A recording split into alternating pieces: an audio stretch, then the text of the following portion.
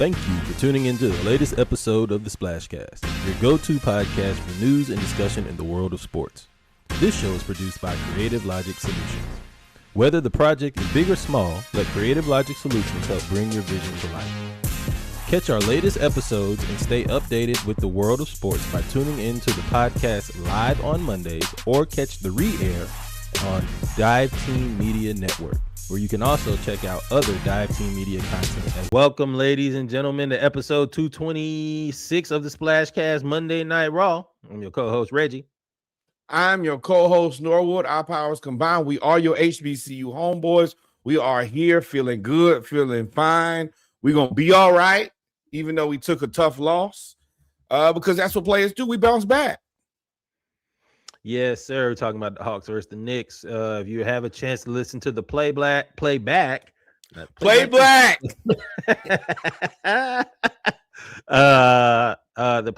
of the mic check, we talked about Atlanta Braves, but we also had kind of some live reaction to the Hawks as well.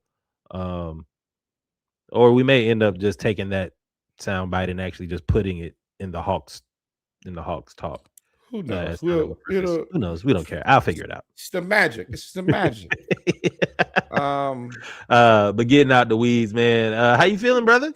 I think that's a funny place to start. Getting out the weeds. I'm feeling really good. Once again, my Tampa Bay Lightning clinched the playoffs.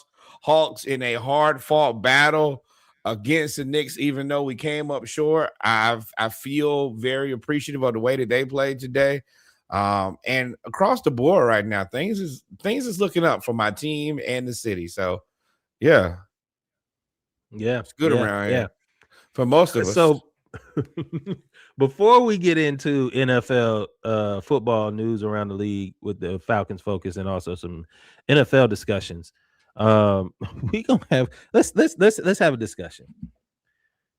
Your man, Lamar Odom, has basically this on national television decided that he was going to probably didn't know he was on TV.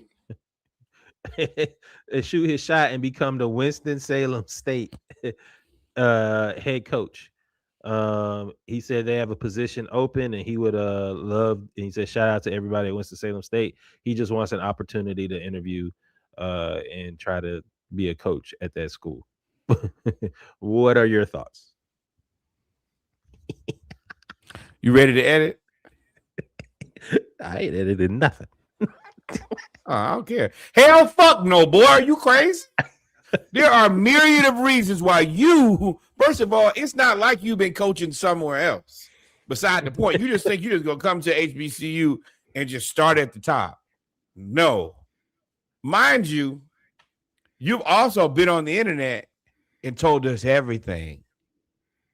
You told us that you talked to Kobe in the afterlife and he said it ain't that great. Black people don't believe that. That's the land of milk and honey as far as we consider.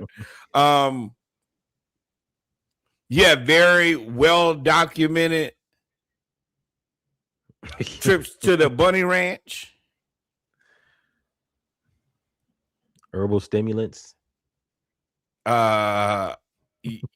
Your Kardashian era. I don't know, other than these glasses, I don't know what about you makes you think that they was finna hire you. I don't know what the hell you saw in the mirror, young man. I don't see that happening. I do. You don't see that happening. Not even with the glasses. Hell no. I do appreciate, and this he could use this as a starting point of saying I want to get into coaching. But I mean, you don't have to coach your children. You need to start with your children. Okay. I would say, I mean, you can start with Little League, or maybe you can volunteer and try to coach like high school. I mean, you got to start, but I don't want, and this is what I was worried about in football, was I don't want HBCUs to be looked at as a charity starting point.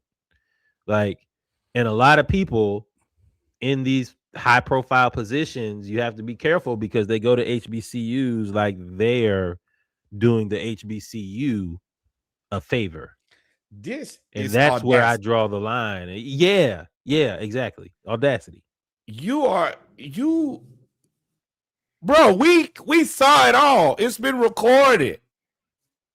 First of all, how many people you think finna leave their children around you? No offense, right? Great father, but I swear to God, if I went to a middle school game and you was coaching one of my nieces and nephews, y'all know who the coach is?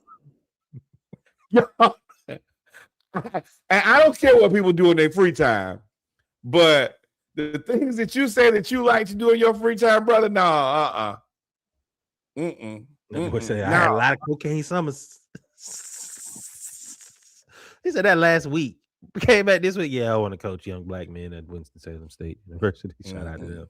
Bro, no, You can go no. talk to them about the potential pitfalls of being an athlete.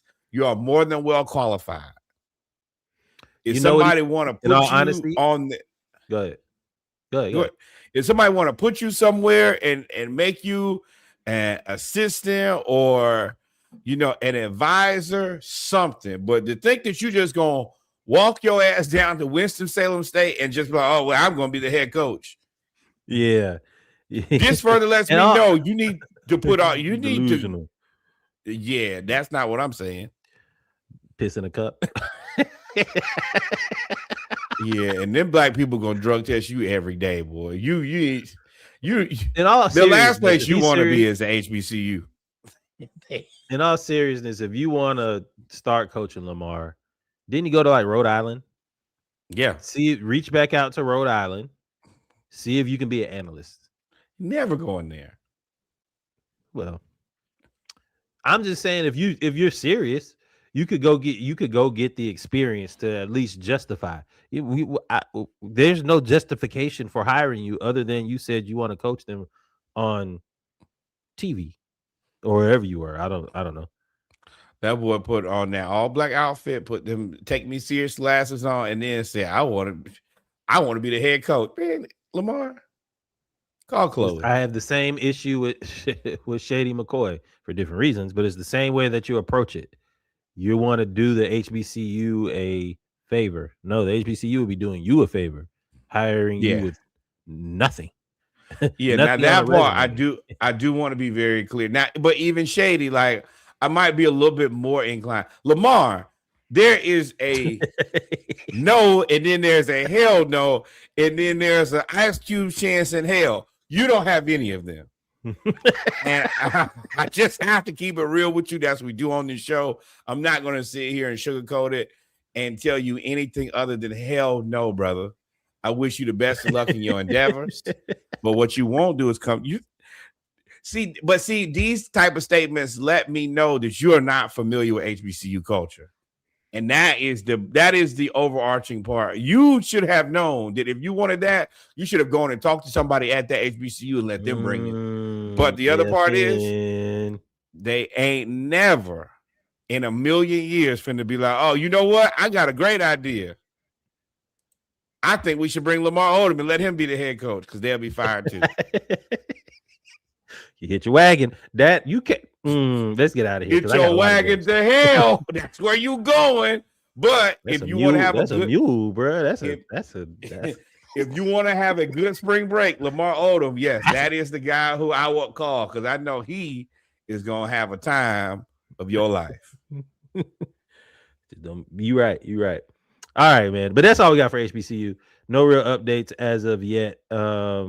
We'll check back in next week. Ain't gonna be no update on this story. It's all right. Oh yeah, no. If we have to talk about this again, then I'm gonna be frustrated. I'm not gonna lie to you. Lamar Odom and Winston-Salem State come to absolutely not. We will not report on you. But yeah, football news around the league, man. We can start off with do not let him on campus. Lamar, go ahead now. Go ahead. We do not want you over here. And check him. You need to check. You need to look in that car because he might. Hell no. Nope. All right, moving on, man. Atlanta Falcons focus. Y'all know what it is with Falcons focus. We try to cover what we have. We don't really have a lot of updates for you all, but we did get some new jerseys premiered April 2nd. It's widely shown that the leaks that came out the week before were pretty accurate. And by accurate, correct. 100% correct. Falcons have new red jerseys, are their home jerseys, black helmets, white pants, red socks. Away jerseys are still the same at white jerseys, black pants, white socks. The alternates are the icy whites, all white on white with the black helmet. And somewhere in there, we will also be playing with the red helmets. I don't know where we're going to play with the red helmets. I think we'll probably do that as with the black jersey alternate. Yeah. So, okay, what do you think about this? Me? So about the jerseys, I the first thing I thought was like, damn, we look like the Cardinals. I was like, we look exactly And the like Texans the a little bit. Yeah, I mean, yeah, just different colors. But I mean, most jerseys are gonna look similar. But for me, the Cardinals, like AJ Terrell, dog, that look like Patrick Peterson over there. That's exactly what it looked like, man. I don't dislike it. I just wanted to know where we're gonna put our red hats. I mean, where the red helmet's gonna go. I think with the white jerseys, I think we could have gone red helmet, and I think we could have had a black jersey, red helmet alternate, which I think we might still have. So for me, a couple things. Number one, this is kind of more reminiscent of University of Georgia to me. We look a little bit more UGA-ish to me, which I think is actually pretty good. They're the big football brand in Georgia. It is what it is. I think that this jersey is much more wearable than anything we've had in the past. I do wish that there would have been a more commonly used black jersey. There is. The black one we're doing is black jersey. Oh, you mean commonly, not an alternate? Yeah. Yeah, we got the black jersey, red helmet combo too. The throwback, which I don't hate, but I think that there just should have been a black jersey. It should have been white, red, and black. I don't know if you can do that, but that's how it should have worked in my head. And then also, I think that the red jersey and the black pants should be a thing too. But overall, this is an improvement. It don't look like the FUBU jersey anymore, which is the biggest thing. Red jersey, black pants, black helmet. I mean, now you look like Cincinnati, but I don't care. And I think that honestly, Cincinnati, they set up as one of the more fire setups, to be completely honest. With the orange. Mm-hmm. I really like, yeah. So yeah, for sure. But this is an improvement. This is, and I already have seen the white Atlanta hat with the white in Jordan 3s, either camo shorts or black shorts. Oh, no. But the people in Atlanta, be ready for it. It's going to be an Atlanta outfit like the Cowboys have their Cowboys outfit with the jean shorts and the Jordan 13s. Just be prepared for it. But overall, I think it was a step in the right direction. It's cool. We'll see. Now with the performance on the field, hopefully we do better. I was looking this up. I meant to look this up, and I got distracted looking at the jerseys, finding that the throwback combo. But with the Falcons, we do have our schedule update for the off season. We start. Hold on, one more quick thing. I think that this does present an opportunity for us to do like a whiteout in the crowd and like some level of like a red alert with the red. So for the marketing team, I think that helps them a lot because you can kind of set up some themes. Probably on our we're gonna have a Thursday night game, or maybe when we play overseas. That is true. Important dates. First day is tomorrow. Off season begins. Voluntary minicamp is in 2 weeks. I think coaches report tomorrow. Players start to trickle in over the next 3. No, I'm sorry. Players don't trickle in. Voluntary minicamp is April 21st through 23rd. Reporting the obvious. We know JPJ's not gonna be there. There's no need for y'all to keep releasing updates on a ongoing investigation in case. Okay, we will find out in May. I agree with that, but like I told you in the group, I think the biggest thing that they were trying to say was basically this is the final opportunity for any level of plea before there it goes to trial or whatever. So this is kind of like the final out. And after the last little situation where the attempt to hit the police officer, whatever charge that was, I think that now that that's not on there, I think that there is potentially, and once again, they roll it back. I ain't got no dog in the fight. If he did it, put him in jail. If it was my sister, I'd go Sam Jackson. So I understand that part. But I think that this might be his chance to say, hey, I did it, whatever, and settle. And yeah, you may have to sit out half the season, if not the whole season. But this next one, if you don't get out, then I don't think you want Miss Jackson to be testifying for you in court, bro, because it's not gonna go well. Yeah, and I think that starts May the 4th. So we got voluntary mini camp on the 23rd, 21st to the 23rd, rookie mini camp in May, and then OTAs officially start May 18th with mandatory mini camp starting in June. We will hopefully see some more movement. They've been filling out the roster. We bringing D'Angelo Malone back. I'm happy for that. That's my guy. Plays special teams. Really good utility piece. So we'll keep you guys updated. Draft. A lot of movement coming up in the next couple weeks. We'll continue to monitor that and talk about that as well. Quick piece. Your boy Ian Cunningham said that he is going to do his best to try to manufacture draft picks. If he cannot, then he cannot, but he's going to try. So y'all be prepared for him to attempt to wheel and to deal. That should mean that everybody's looking at Kyle Pitts thinking to yourself, hey, man, you might be out of here. Yeah. And then that would also lend some clarity to our draft, to our draft board. But we've had a lot of receivers, and I think we got Georgia State's receiver Ted Hurst. We have Zachariah Branch has been in. We have Missouri slot receiver. We got a lot of guys coming in as top 30 prospect visit, right? So. And when I say top 30 prospect, top 30 on our board is what that means. Right. We have draft prospects that we have on our board that we're trying to build our board out, and we rate them. So he's the top 30 prospect on our radar. A lot of receivers, a lot of linemen. No real linebackers, DBs, a lot of fast DBs. So I can see where we're trying to get younger at. And I mean, at least something to monitor. They say that your boy Avion Terrell, due to the fact that he's got some type of hamstring injury, he might drop, and we might be interested in having the Terrell brothers as cornerbacks. That wouldn't be bad. He is undersized though. Like AJ Terrell, I think is 6'1", 6'2". Avion is like 5'10", 5'11". I think that will go a long way of making sure that AJ Terrell stays here forever. And if I have to draft his brother, so be it. That is true.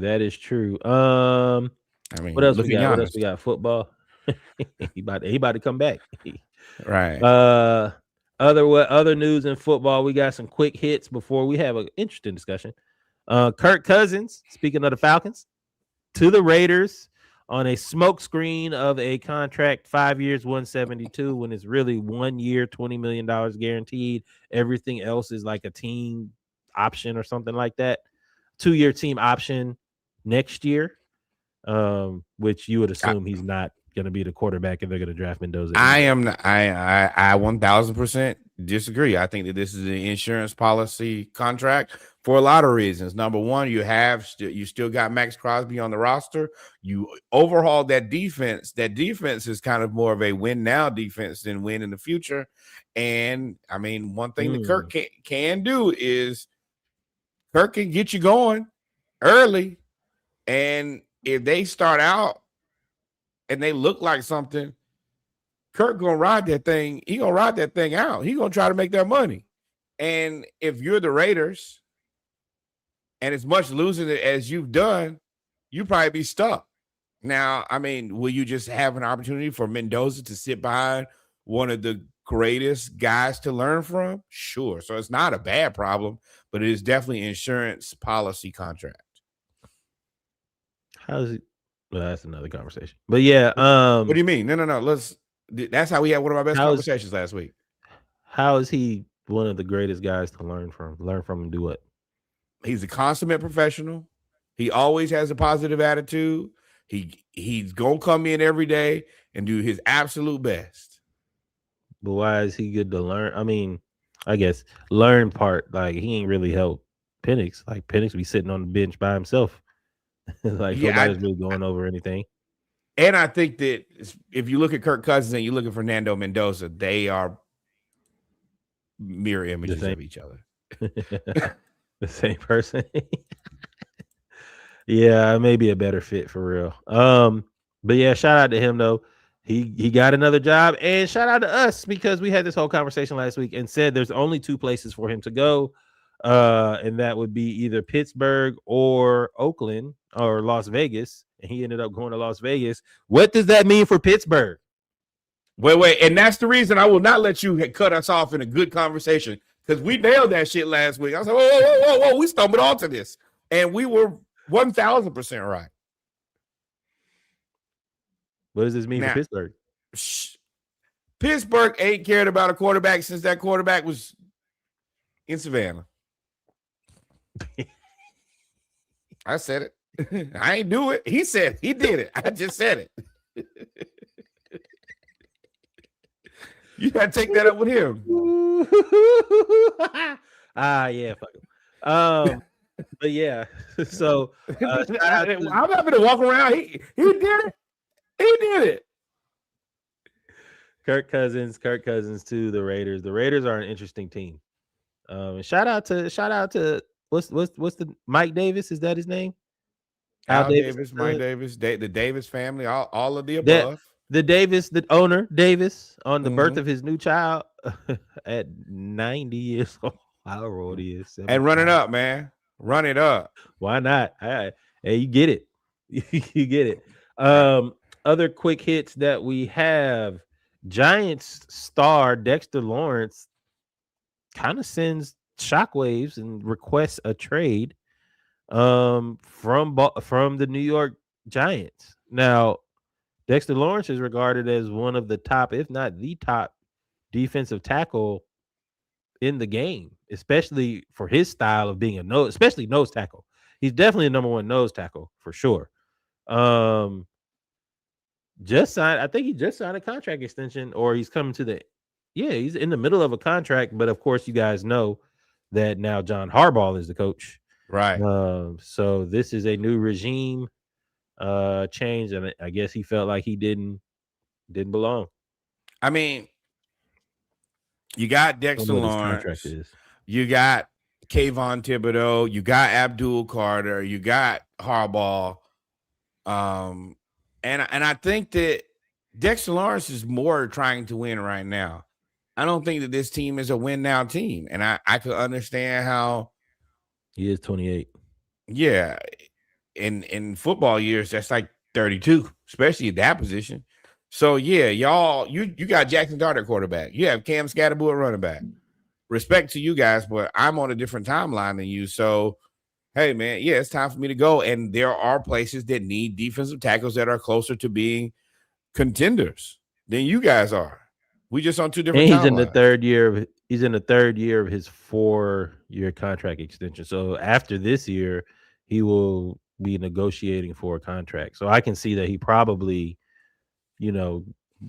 brought up, hey man, I would love to go ahead and sign a contract extension before the year starts and go ahead and lock me in as a Giant for life. And when you have a new regime change, it's like, and we'll revisit.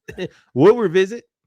And this guy drives a hard bargain. And I think the Harbaugh is going to be very influential. And yeah, it's probably time for me to get the hell on. I'm not dealing with him. I've seen what he's done in the past. No offense to those guys, but nah, this ain't not for me.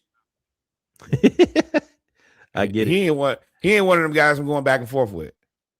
And he probably ain't going back and forth with you either. So let me let myself on out of here. Yeah, man. Yeah, man. So I'm gonna keep it. I wanted to say the Falcons, but we already got enough D tackles. We have too many other pressing needs. But I mean, he is a monster, and he would be a monster on our defense I for mean, can we sure. package two of them up and get him back? I mean, he's only at $15 million a year or something like that. $22 million a year. So you could no. All our guys are on rookie contracts. Oh, yeah. And Nope. we ain't got no picks to give you. Dorless, Oro. Yeah, we can't. We signed some of them old dudes, but they old. They're not gonna trade for him. Right. So we ain't got no picks. Other news: Trayvon Walker, former UGA Bulldog, on one of the best defenses in history, the best one in UGA history for sure. Number 1 overall pick For sure. Hayden Hunt signs a contract extension with the Jaguars after. I wouldn't even say it was really any news on this for real. People thought about it, and he was on the trade. He was on the trading block rumors during the season for like a week, and the Jaguars came right on out and said, "Absolutely not." Hey, Jaguars, if you fixed in your mind to pay Trevor Lawrence and not pay this man, what will we even have to discuss other than what mental hospital do we need to send you to? This guy's actually good years old and dominating. Yeah, like 11 sacks. This is the part of your team that is actually good. Is him. And y'all still talking about getting rid of Brian Thomas Jr. Love to have him as Atlanta Falcon. Let me tell you. We ain't got the draft capital, but we could part for either one of them two, really. Y'all, listen. Kyle Pitts you can have Pitts now. Eli Stowers, Vanderbilt. With the second round pick, 48th overall, the Atlanta Falcons select Eli Stowers. I want old boy from Baylor. He looks like a monster. But yeah, 6'5" dude. Yeah. But yeah, sure. Shout out to Trayvon getting that extension. And just thank y'all for doing the right thing, because we come in here and I so happily report on all the things that you guys do wrong. I am surprised but happy that you guys did the right thing this time and paid the guy who's actually good. Yep. Shout out to Stephon Gilmore, announces his retirement. For us folks our age, millennials, we remember when he had a solid 5-year run where he was the best cornerback in the league. I believe he got a championship with the Patriots. He was 2-time all first team defense, 2-time Pro Bowl. I don't think he got defensive player of the year. I may be wrong. We have technology for that. Right. He was good. He was really good. So shout out to him. I was wondering if he was going to try to come back again. He came back after sitting out for like a year and got torched. And I was it's about time to announce that retirement. Yeah, it's tough, especially in football, especially if you sit down for any amount of time. And it's just almost impossible because that top cornerback position is hell. And as soon as you are DPOY. As soon as you're identified as that guy, then they be trying to prove to you that you are in fact not that man at all. And I don't know what happened. Who was the last? Was it not Nnamdi Asomugha? Who is Revis? Was he the last guy who was like, "Hey, I'm the best, and there's nothing y'all can do about it"? And then after that, it was Sauce, and then Sauce got traded because the Sauce wasn't the same. Yeah. He was, I thought so, 2019 NFL Defensive Player of the Year, 2-time first team All Pro, 18 and 19, and 5-time Pro Bowler. And of course, he won a Super Bowl with the New England Patriots, had 32 interceptions, over 600 total tackles. Drafted by the Bills, finished with the Minnesota Vikings in 2024. I think he's more of is he a Ring of Honor guy? He's played with a lot of teams. I don't think he's a Ring of Honor guy. I don't think he's might just be a good career. Sometimes people just have good career. Yeah. You always got to ask the question. All right, man. Let's get serious real quick. There has been a lot of news in it out of Philadelphia this last, I want to say off season, but it's been like 18 months now Two of just might be longer than that. 2 years of just Philadelphia drama. And Fuckery I've never seen, and they won a Super Bowl. There's in been the midst nothing of. but drama in the midst of. You have wide receivers reading books. You have behind the scenes, this thing about social media, everything is a big deal now. Behind the scenes reactions of losing a game and being frustrated in the moment. And everything comes back to Jalen Hurts, who everybody seems to say, including those rumored on his team, that he is the weakest link. He's not that great of a quarterback. And now it has been reported, I think we talked about it a little bit before, but they went more in depth. He is resistant to change. He's difficult to coach. He's not the most coachable player. He does not like motion. So he resists them putting it in motion. And some of the more egregious rumors are that they call a play and he'll just change the play in the huddle. He doesn't really Uh, change the play at the line. I mean, number one, that's the Aaron Rodgers special. I don't like that. I've always said that this has been a thing for him. You are the coach on the field. You are the in-between intermediary between the team and the coaching staff. AJ Brown has been very vocal about, hey, you're not getting me the ball. It is your responsibility, just like a point guard, to get the bigs involved, as a quarterback to get your receivers involved.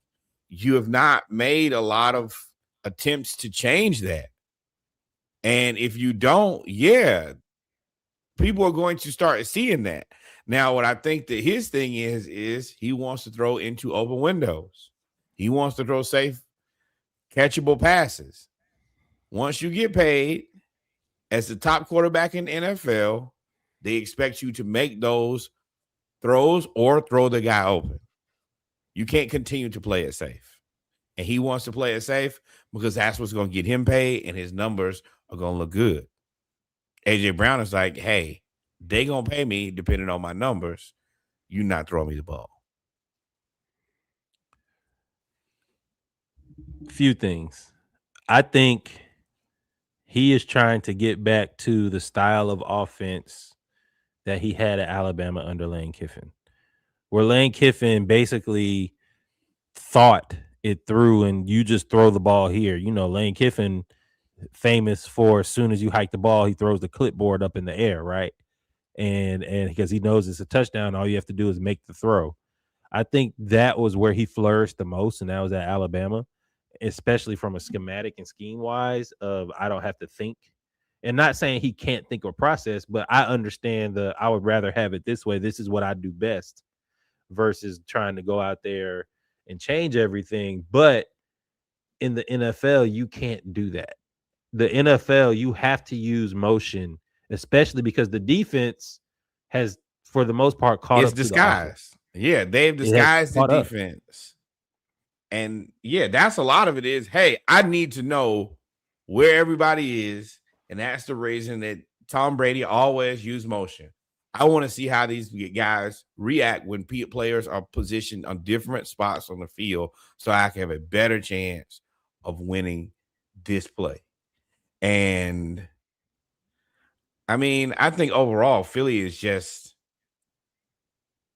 in a relatively bad place. Now, are they a good team with a good roster? Sure. Fantastic. But that also comes with a level of expectation.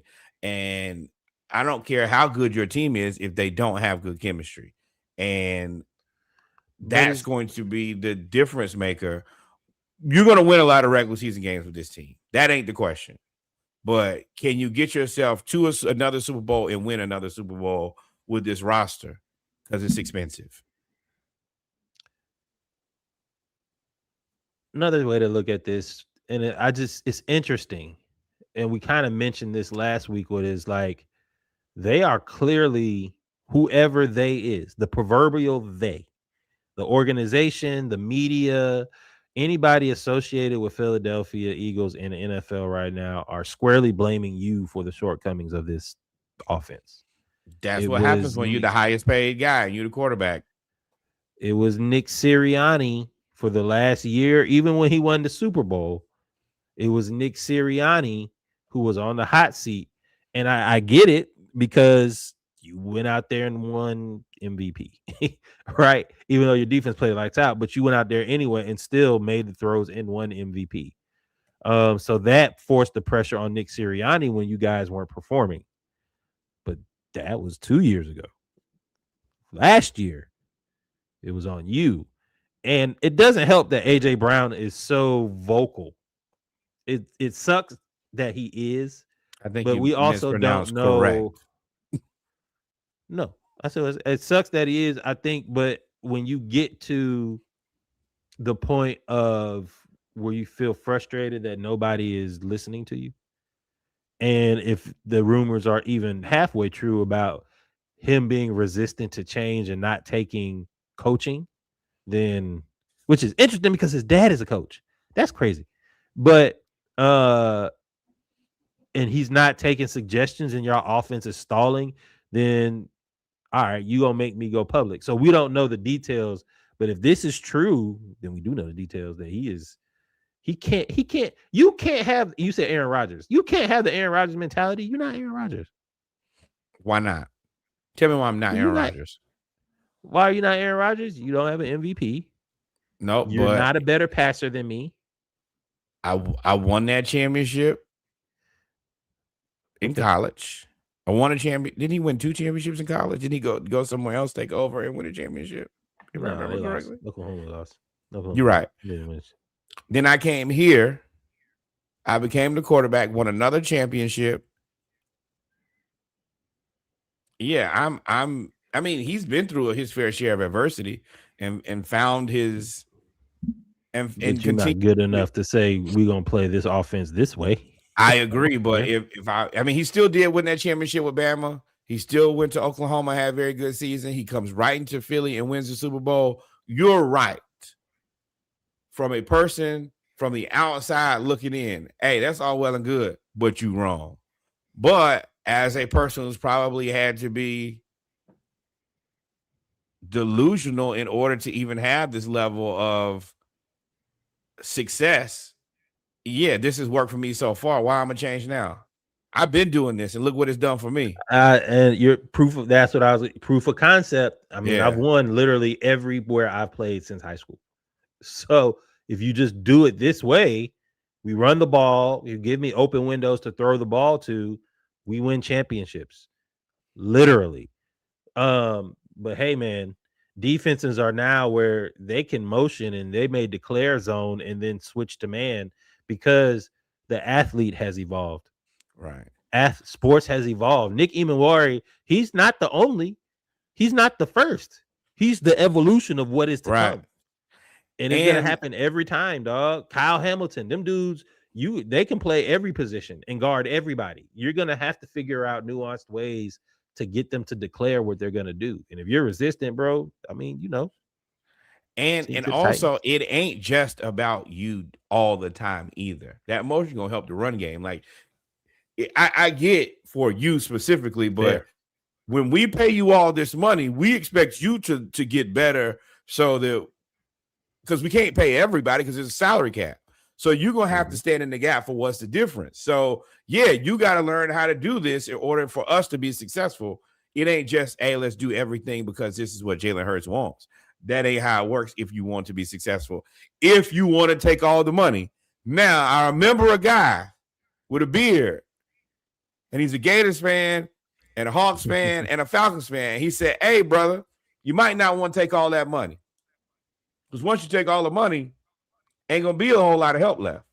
And they found a way to still provide you with a ton of help. So in that case, there's no excuses. Wheeling, yeah, you got a top 5 everything. Top 5 offensive line, top 5 running back. I don't know about top 5 paycheck. Top 5 receiver. Top 5 paycheck. Top 5 defense. Top 5 wide receiver 1, top 5 wide receiver 2. Fair. So, two questions. Top 3 running back. What you talking about? That's what I just said. Top offensive line. Top 3 Yeah. offensive line. Someone's got to get traded, I assume. Or do they run this back for the rest of the year? I think the AJ Brown is probably out of here at the end of the season. If his cap hit wasn't so enormous, I think that they would have already done it. But they can't. Yeah. It's just one of those situations where you're between a rock and a hard place, kind of like with us and Kirk Cousins, where we couldn't reasonably get rid of him without just it costing us everything. So sometimes you got to ride it out. And I mean, let's be real here. AJ Brown is one of the best wide receivers in the NFL. If not with him, then with who? I honestly think that you probably just don't invest into the wide receiver spot again. You just promote Devontae to your wide receiver 1 and try to spend that money in other places, I assume. I think everybody makes it to the season. I think everybody makes it through the season. I think that they'll use this, and I think everybody's going to do this for questionable quarterbacks. I think we're doing a similar thing. Just they have a Super Bowl and Jalen Hurts, but we're having a similar philosophy. Next year's draft is crazy when it comes to offense. You're going to have a bunch of quarterbacks coming out. And if you ever needed to draft somebody, and you're going to get every type of quarterback, the generational overhyped guy in Eli, you're going to get the possession guy, you're going to get you get like Carson Beck this year, but you're going to get every type of quarterback. You're going to get the speed runners, you're going to get everything next year, as well as a lot of wide receivers. Get Ryan Williams. It is an offensively loaded draft next year, 2027. So I can see them taking that same philosophy and just riding out this year. Absolutely. And then, like, hey, if I can go get another quarterback and I can go get another wide receiver, I can trade AJ Brown for 2 picks, trade Jalen Hurts for a 5th, package him with one of them million defensive players I have, and get somebody. They can wheel and deal. And you know how he gonna wheel and deal. Yeah, and just the opportunity to realistically, I mean, I still think that he's a good quarterback, and they're going to be teams that need good, experienced quarterbacks. And I mean, look at us. There's a world where, hey, if this Michael Penix thing doesn't work this season, and it doesn't look promising enough, we got Kyler already over there for a reason. Like, let's not be crazy about it either. I mean, not Kyler, Tua. We're going to be looking.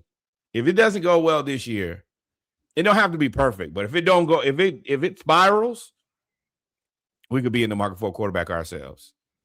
Panthers, yep. they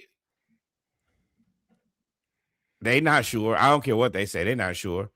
No, I think that Bryce has enough. If he has like a 500, if they're competitive, they'll stick with Bryce. If they have a bad, they have 4-12.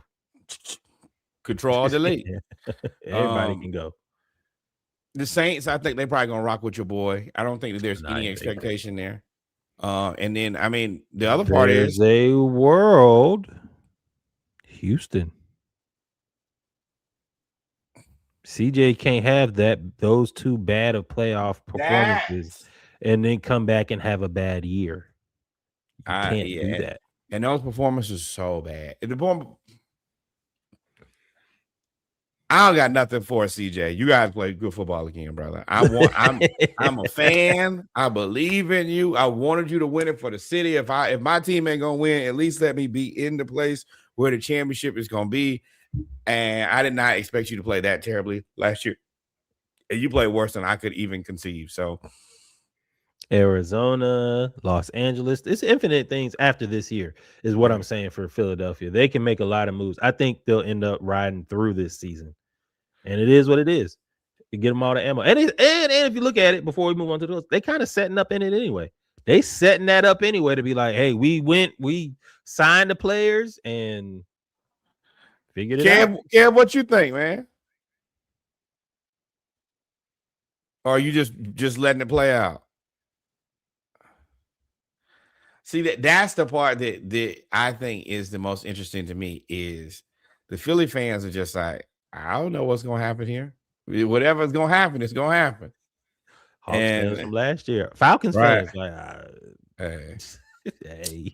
No. No Hawks fan me. I told y'all 100 years ago what should have happened in Atlanta, and only now does it seem like I was right. But we're gonna get there as we get close to the end of the season. Right idea, wrong time? Y'all gonna get a piece of my fucking mind about Not Atlanta. yet. No. You gotta wait till the end of the season. No, not really. But I think that's it. Philly is a strange place right now. Philly is very much so kind of where the Lakers are, of like, I don't know what's going to happen for the rest of this season. Ooh, Philly lost. And oh wow. And Yes. I kept us a yeah, game and a half. We only lost half a game on that. I don't know what's going on with this team. Same way I feel about the Orlando Magic, to a lesser degree how I feel about Cleveland and New York. What's going to happen here is the biggest thing. Like, I don't know. I don't know what that is. But yeah. I want to see what happens. This is where the drama of sports is. As much as, we don't like to watch reality television. That's all this is. This is filled with drama. And I'm excited to see it. Speaking of drama, though, the Colts organization. I'll let you take this. Boy. Where is it? Do we Ain't really no media. No. Oh, no, we get it. All right. Boy.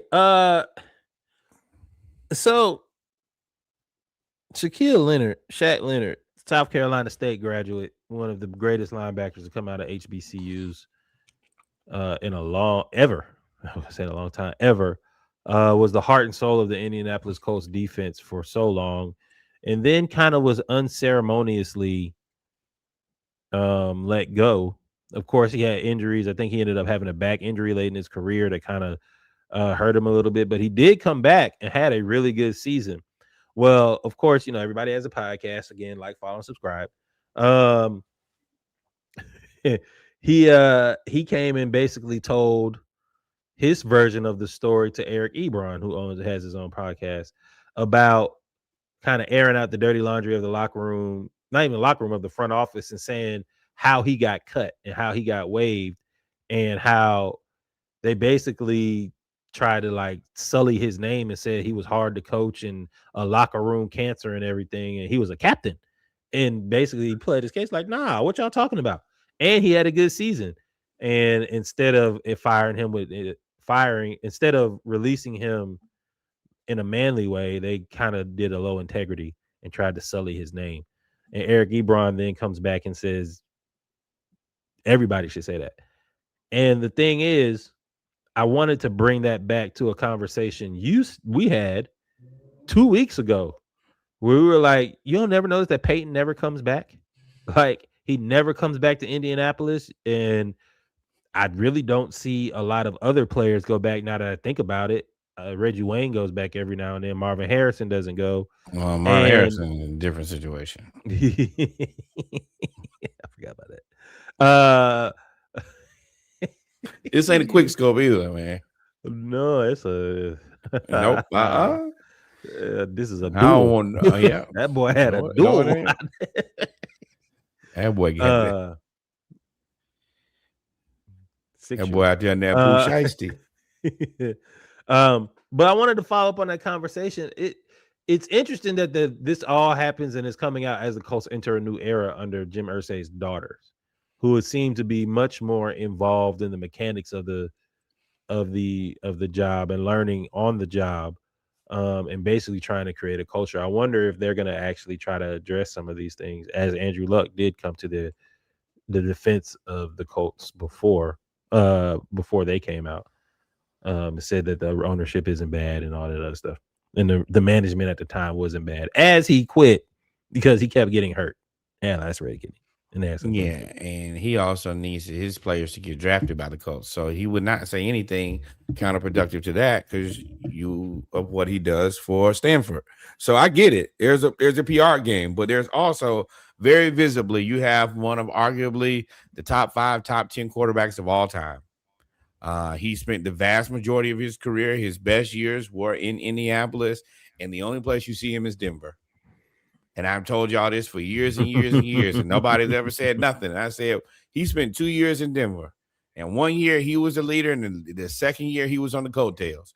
Now, did he win the Super Bowl? Absolutely. But I'd assume that if you spent 85 years in one place and 2 years in another place, you'd probably want to return back to the place where you considered home for a very long time, unless they did something that you did not like. Very reminiscent of Julio Jones. You got to pay attention. Peyton be in Denver all the time. Peyton ain't the man in Denver. John Elway is the man in Denver. Respect, but that just ain't your city.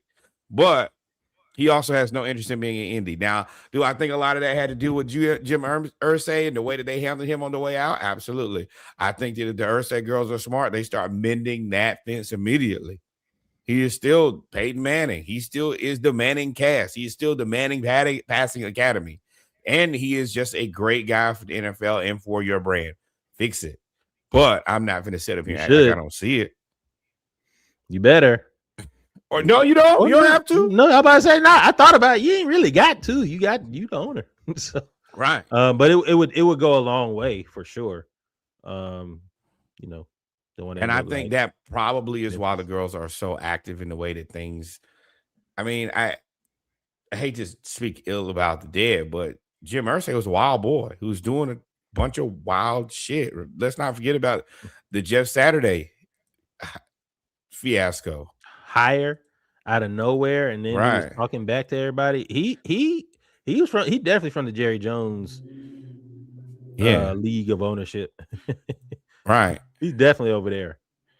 So especially if as in tune as they are in the game, I'm sure they probably saw some things, and they know their dad too. Like, oh, he was wilding. We probably shouldn't do that. And I think that that's the reason they're so ever present. Right. And I mean, hope that the apple and the tree are on the other side of the yard. But that's kind of what it is for me. But I think that, sometimes you got to blame it on your dad. Hey, he was Pops was tripping, yo. Let it go. Hopefully they make amends. I can't believe. Well, this also lends to the fact that athletes now have a voice. A lot of that stuff that was going to stay under wraps, it was going to stay. Okay. No, did not mean to. No. Oh, all right. We back there too. No, there we go. A lot of that stuff is going to stay under wraps, but it doesn't anymore. So you're going to be held accountable. You're going to be held accountable. I also think that this is more important than ever. And I think that this is why a lot of the older coaches are kind of ready to step out of it, is where you used to be able to dog players. You used to be able to be an asshole. You used to be able to talk to players any type of way. And you could believe whatever you wanted to about a guy, but there was no way to really confirm if he was a terrible human, if he really treated people poorly. Now, all of these athletes have podcasts, or they appear on their friends' podcasts. And if you dog a player out, or if you treat a person or people poorly, that is going to follow you infinitely further. Sure. Now, because there are going to be people who are going to step up and say, nah, that guy's an asshole. Or this is the reason they don't want the team ratings to come out. Because, very teams, true. Very true. No, I don't want to go here. They don't feed us. They don't take care of our family. The weight room sucks. And people are making life decisions on where they uproot and take their family. And it's just like everything else. When we go look for a job, hey, tell me about this company, the good and the bad. I want to know. I want to research. Hey, what are y'all in the news for? So absolutely. I actually appreciate that for athletes. I think that's very important for them in their career management going forward. Definitely. And treat people right. You got that's what I was about to. We've been potting too long. I literally said, be like, definitely just treat people right. Yeah. And then I was gonna move on. So now all these minorities got voices, baby. Oh man, there's a political joke there. But with that being said, ladies and gentlemen, we're gonna take a break. I'm gonna go get a brew. And we have some NCAA basketball update, men's and women's tournament, as well as then we'll do the WNBA. We'll take it either a break after WNBA or after Hawks talk. I might have to do WNBA because Hawks talk gonna be long. NBA is not gonna be that long. We'll figure it out. Yeah, Make sure you like, follow, and subscribe. fair enough. I was thinking maybe after college basketball, we take a break and then we do the pros, we do the women's and the Hawks. I'm down with that. I'm Okay. down with that. So with that being Perfect. said, yeah, I'm gonna start. Yeah, I'll have the celebratory shot with Reggie during the once we start talking about them Hawks, man. Y'all know I'm gonna get hot and passionate. But until then, I said it. I said it. And I mean it. We shall return briefly. Until then, like, follow, subscribe, grab you a drink, and we'll be right back.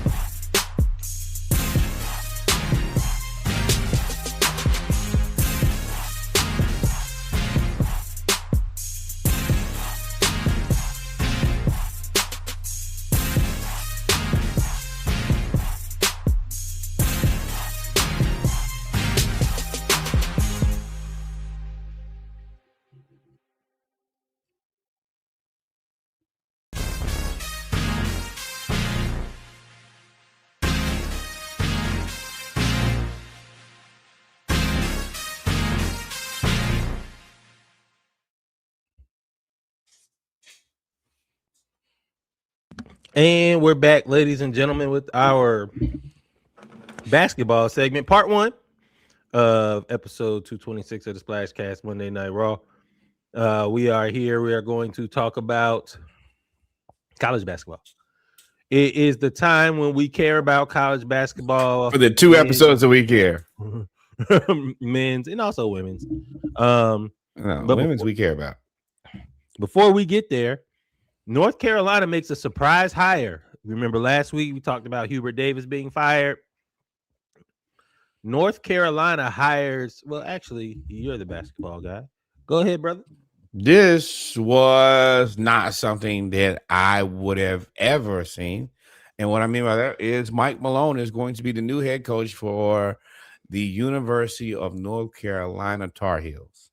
I thought that this was potentially a golden job. I was very concerned about losing our head coach. I also thought that Billy Donovan, especially on the heels of the news that we got today, and I'm not sure if Billy didn't play with his food too long here. But Michael Malone is a very interesting coach for me because he is spirited, he is fiery, he's been successful. He won a championship with the Denver Nuggets, and for him to go to UNC, I could see how this could be good. I could see how this could be really bad.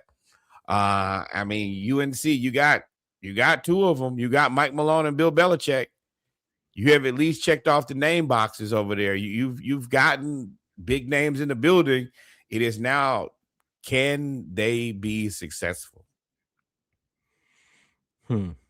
So it's surprising because Mike Malone, I just looked up his resume real quick, and I was right. He hadn't coached as the collegiate level since 2001 when he was an assistant at Manhattan. So and I do get, you get all the pro experience, and part of it is basically basketball and collegiate sports is moving towards a pro format anyway. Correct. Right. So if it's moving to a pro format anyway, why not get a pro coach? There's also the personal tie. His daughter plays for the volleyball team.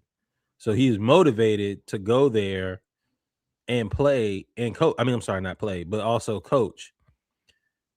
So, but on a UNC side, I don't understand it, to be honest. I don't understand. They are trying this hire. This is almost the Bill Belichick of basketball. It's almost the same thing. Absolutely, it is. That's the reason that it's so. But I'm saying, if you're the athletic director for the University of UNC, and you say, hey, in 2 years I'm gonna have Bill Belichick and Mike Malone, they're gonna say you did your job. They're gonna say you gave effort. I mean, those are names. Yeah, you'll have. I don't think Mike Malone moves the name needle outside of NBA champion Mike Malone. Not from maybe amongst older alumni, not amongst the younger fan base. Nor I would have thought that they would have gotten somebody younger, and this may be a placeholder. We don't know, but I would have thought they would have gone with somebody younger. I think that that's a very expensive placeholder. Mike Malone ain't gonna be cheap. You don't get to be an NBA champion and then that agent ain't cheap, ain't even in the conversation. And this comes with a lot of control, and I'm sure his weight of gold in benefits and perks. So yeah, you're gonna have to pay through the nose. Because he could have very well got one of these NBA jobs. Pelicans, yeah, Magic. You gotta give him enough to where he says, nah, I don't want to go do that. And he's been successful. Yeah, this was the quietest, quickest coaching turnaround that I've seen in a long time in any collegiate sport. They got a new coach within a week, which means they've been looking at new coaches for a while. They have been talking to Mike Malone for a minute. He didn't just pop up a week ago, which means Hubert Davis was a dead man walking. Yeah. I mean, it's been uncomfortable there for long enough. I think that once again, sports is different than I ain't gonna say everywhere else. Shit. Sometimes the best thing that can happen to you is get fired. And especially from one of these places where there's no hope, there's a ton of expectation, and You can't do it. Getting out of the way, get that stench off of you, go somewhere else, and do something else, and start over. It should be interesting. I mean, Mike Malone got all the contacts in the world. He's gonna be able to, like, he's a charismatic guy. He's gonna be able to go into these people and talk to these parents. And I mean, ultimately, being an NBA coach now, just like Dawn said, You think so? Huh? Yeah. You think so? He ain't coached collegiately in 25 years. You think he'll be able to recruit? Yeah, absolutely. I think it's different. I think recruiting is different. After what Dawn said, she said, when I go in one of the first few conversations, we talk about money. So what's the difference between this and the NBA? What's it gonna cost for you to get here? Yeah, at this point, yeah. Well, I mean, once we start with negotiating salary from the beginning, yes, this is the pros anyway. The only difference is the damn game format, which I wish they would fix. That they probably never fix. Nah. But outside of that, yeah, what are we doing? Shout out to Mike Malone. I don't want to rant on the parade. Hey man, I'm happy. I think he deserved another chance of coaching anyway. I think, you know, you ran its course in Denver, but you achieved the mountaintop, and I don't think you worked hard to get there too. So I don't think it should have been over. So I think that there are at least 4 coaches, at least 4 teams in the NBA who missed an opportunity. If you want me to be completely honest, assuming that he would have taken the job. I mean, you have to ask yourself, if you're an NBA player, if you're an NBA team, is this job not more attractive than the university, than UNC? You already said before he's not cheap. So I mean, depends on how much money they paid him. What Todd Golden just get paid? $16 million buyout? Ain't that it? Yeah. That's the buyout. Yeah. I mean, he in pro money now. He in pro money now. Let's see. Less rules, less regulation. UNC's high risk hire of Mark Malone shows that blue blood jobs have lost some allure. It's just that expectation that you got to come in and win and continue to win. $6.75 million a year. Yeah, I don't have the information on the UNC thing. Eventually they got to release it. He's a state employee, but until they do, and I don't know to an agreement. Yeah, it's still not official either. That's the reason that it says they intend to hire him. So, I mean, you know how these things get. It could get right down to the end and then fall apart. So, stay tuned. Stand by and stay tuned. Yep. Quinn Snyder, for a reference, makes $8 million a year. Todd Golden makes 6.75. You would assume that he's going to fall somewhere in between there. Could fire Quinn Snyder if it was up to me, but it ain't. Moving on to the tourney. The national championship game is tonight. Let's see what the score is. Right now, it's about 5 minutes left in the game. Michigan is up by, I think, 8 points. I'm trying to watch Ampod at the same time. But Michigan is up by 9. And been in control the whole game. That's right. They play halves. Yep. Michigan has been wire to wire, I think, the best team in the nation. Wire to wire. So they're beating UConn. They beat everybody else by double digits. It's 9 is a fighting chance right now. And you can never count UConn out. So how we got here, I'm gonna do Michigan or UConn first. Bam. Michigan dominated Arizona. Remember, Arizona was the number 1, number 2 team all year too, right on their coattails, and they were in a collision course. And Michigan absolutely blows them away, 91-73, and it was like that the whole game. It really wasn't close. Michigan looked like Michigan, and Arizona we didn't have the capacity, bro. We doing the best we can, and we cannot do what they're doing. How about that? Yeah, and cool moment, man. First off, shout out to the coach for Michigan. Had his players to practice for the depth perception of playing in, the national championship game in a football stadium. He practiced in the middle of the big house, and that's how they would shoot so that they could understand depth perception. And they did not have a problem shooting on Arizona. So that was pretty dope. I hate this. I hate raised floor basketball. I hate everything about this. Because you said everything. Yeah. Everything about this is terrible because if I'm used to playing in basketball gyms and you play basketball in basketball gyms, then you get here and the floor is 5 feet down here, the depth perception is off. I don't think that people quite understand how much more difficult that makes the shot. Mm-hmm. Mm-hmm. And you're now taking away from your product just for more seats. And I get everything is for sale all the time, but damn, at what point do you care about the product? And a lot of teams have struggled just because you don't always have a big ass place to practice this type of stuff. Yeah, yeah, but it was smart by the coach to take advantage of it. And then they had the cool moment with the Fab Five too, being able to come back. It's been a long time since they've been together.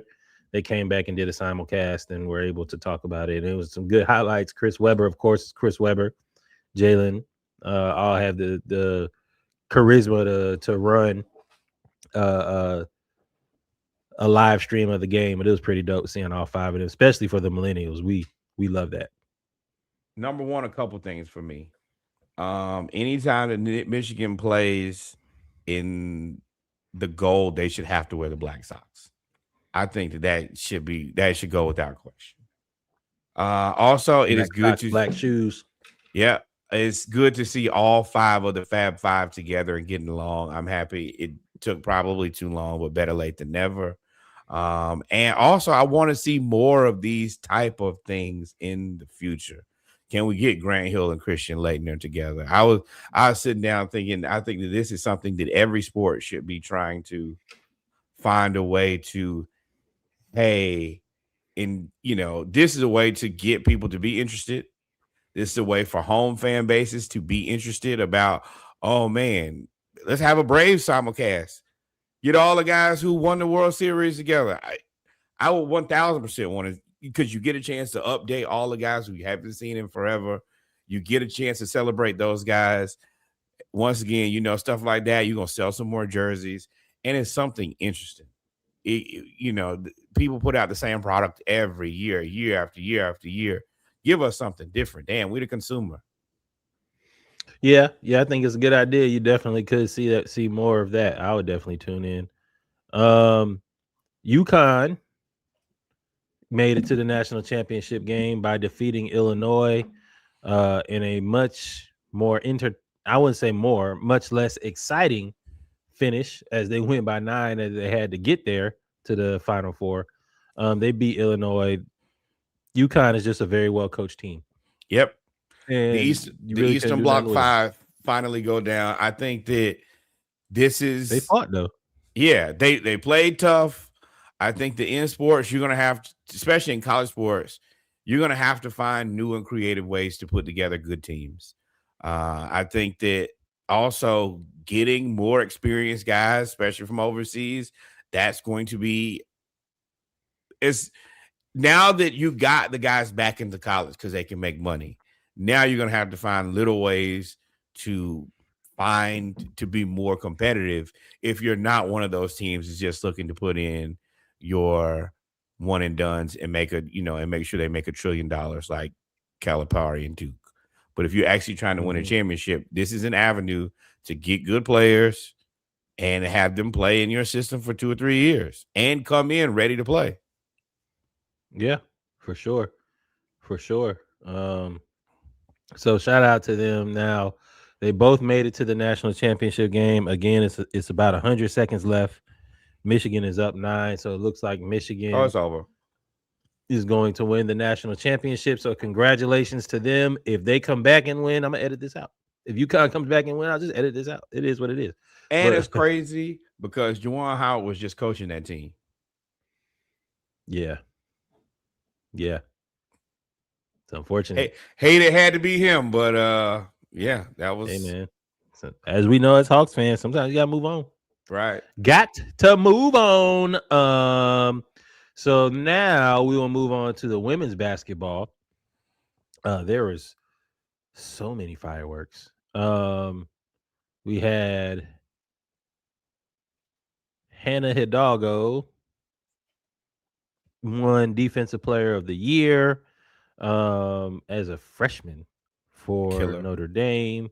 She finna run that She money is a up. beast. Run it up. Yeah. And Notre Dame saw what they got because they lost. I can't think of her, TCU with the glasses. She was Anna, with Notre get that Dame last year. money. Get all of that money. Get all of that good Catholic money. Make them pay you in large bills. Put it right in there. I want all of it. Get all the money because they got it. And they probably don't have to disclose it like everybody else because they're a private Christian institution. Rob them blind. And then so shout out to her. They ended up, of course, we covered them last week. They lost to UConn, even though she said she wants to play them again. I don't know about all of that now. Speaking of UConn, so South Carolina versus UCLA, how we got here. South Carolina upset UConn 62-48. And unironically, unfortunately, the game took a back seat to the frustration between Gino, the mess. That's the word. The mess between Gino and Dawn. But keeping it on the game before we move on to that, South Carolina basically walled off UConn and said, y'all gonna have to beat us outside the paint. And that's tough to do when your best player is a post player. So Dawn played really well. And Dawn said she'll beat Gino's ass. I will beat Gino's ass. And then commenced to beating Gino's ass. And for y'all who didn't know, this is where it got ultra spicy at the end of the game. There have been about a million different stories. Apparently, at first it was they didn't shake hands. And then, of course, there's a picture of them shaking hands. Then there's a video where Gino's standing there waiting on Dawn, I guess, to do whatever she got to do. But we don't really know what it is.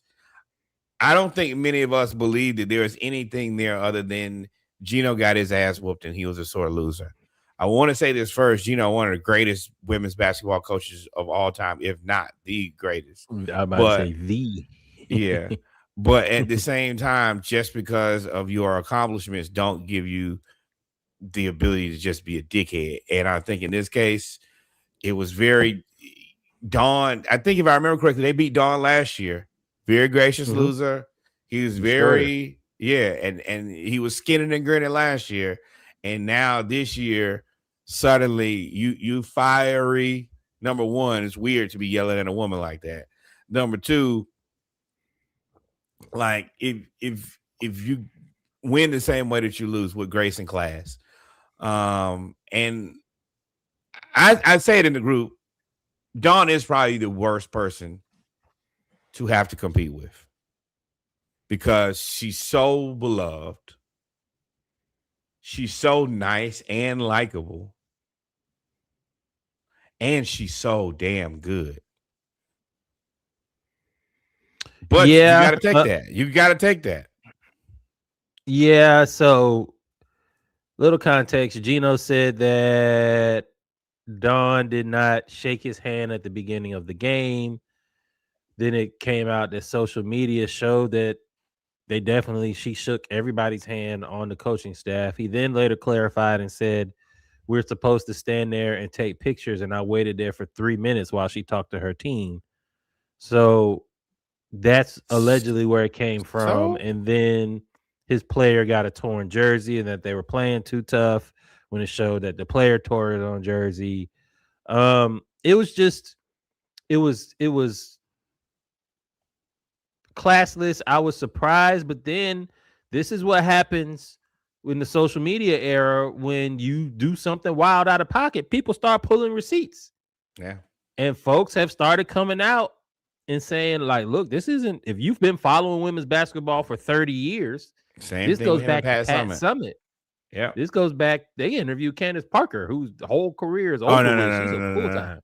No. That part, Candace Parker ain't never liked him. And remember, he was the coach of USA women's basketball, and she was a big part of that. They've always, and now that part, I think the Candace Parker is just, it's her and Pat Summit against the world. So once you if you gonna go against my mentor, the person who made me who I am, then it's fuck you forever, brother. And It's always, I and she kept it. It's always right, up with her and him. right, She just don't. They don't ask her anymore. yeah. And but even with her, I did appreciate in the little interview she did. She said, "Hey, man, this is if I have to cover the game, I can separate my dislike for a human and do my job." And I think that that's what Dawn did. And you could tell even after when she was speaking to Gino's assistants, she kept saying, "I wouldn't do no shit like that." And she basically saying, no matter what, my integrity is never going to change. And I truly respect those type of people. And to still, I mean, because at the end of the day, let's be real here. Number one, they're all black women for the most part, except for Gino. And I mean, those ladies know who Dawn is. You're not gonna get out of pocket just because just because Gino is your coach. At the end of the day, you gotta respect that lady for who she is too. And I'm sure they're friends outside of this, but yeah, Gino, this is just one that you need to take on your nose. Do better. That apology was trash. And if you had the balls to say what you said, then say it in an apology. Don't chat GPT me no apology and let the school put it out. Nah, say it with your chest. No, he ain't chat GPT no apology to me. I feel like he apologized the same way, and he feels he doubled down on his stance with the apology. He apologized to everybody except for Dawn. He taught, and I think he did that specifically. I think he does feel some type of way. And at that point, dog, it really should just move on and just let it go. I just hate that it took away from South Carolina truly upsetting the number 1 or 2 team in the country, as they are the number 3. I get it, but you know what I mean? Like, that was a revenge game. It even took away from after South Carolina, loses. They still asking questions about that instead of letting UCLA celebrate their championship. It's more question about, what happened between y'all two. And I appreciate Dawn being just consummate class. I'm like, this is not the time for that. This is these people's moment. I'm not going to get in here and discuss mess during their championship. And that to me shows what type of person she is. Because there are a lot of people who would have took that moment and made it into a bigger moment than it needed to be. And I think that's the reason that so many people like her. And I think that's the reason that it's got to be tough to be her opponent. Because she's going to take the high road and she's going to kick your ass. Now you have to sit here on the low road and take an L. That's a very bad place to be. Speaking of taking L's, UCLA did show composure against Texas. That's how they got there in the Final Four. They beat Texas, who had beaten South Carolina. UCLA's 36-1, 37-1 coming into the game. And folks were talking about the Gino, South Carolina, and Dawn and all of that stuff. And I was like, hey, UCLA is tall. Like, they have like a 6 foot. They like South Carolina a few years ago when they won the national championship with Cardoza. Like, she was 6'8". Like, they got it. They got somebody just like that in Lauren Betts. So they ended up winning. And I turned this game on and it was good for 2 minutes. And UCLA thoroughly dominated them, man. UCLA had too much length. Pause. Lauren Betts again, 6'7", 14-11. Jaime Jaquez's little sister, didn't even know she played for UCLA, 21, 10-5. That's where he played too. Yeah. Uh-huh. I didn't know he had a sister. And then they were up by as many as 30. And South Carolina just could not get it going. Everybody, it's tough for Raven, because that's a terrible way to end your season, end your career out of South Carolina. But hey, man, she was 1 of 3 for 3.0 assists.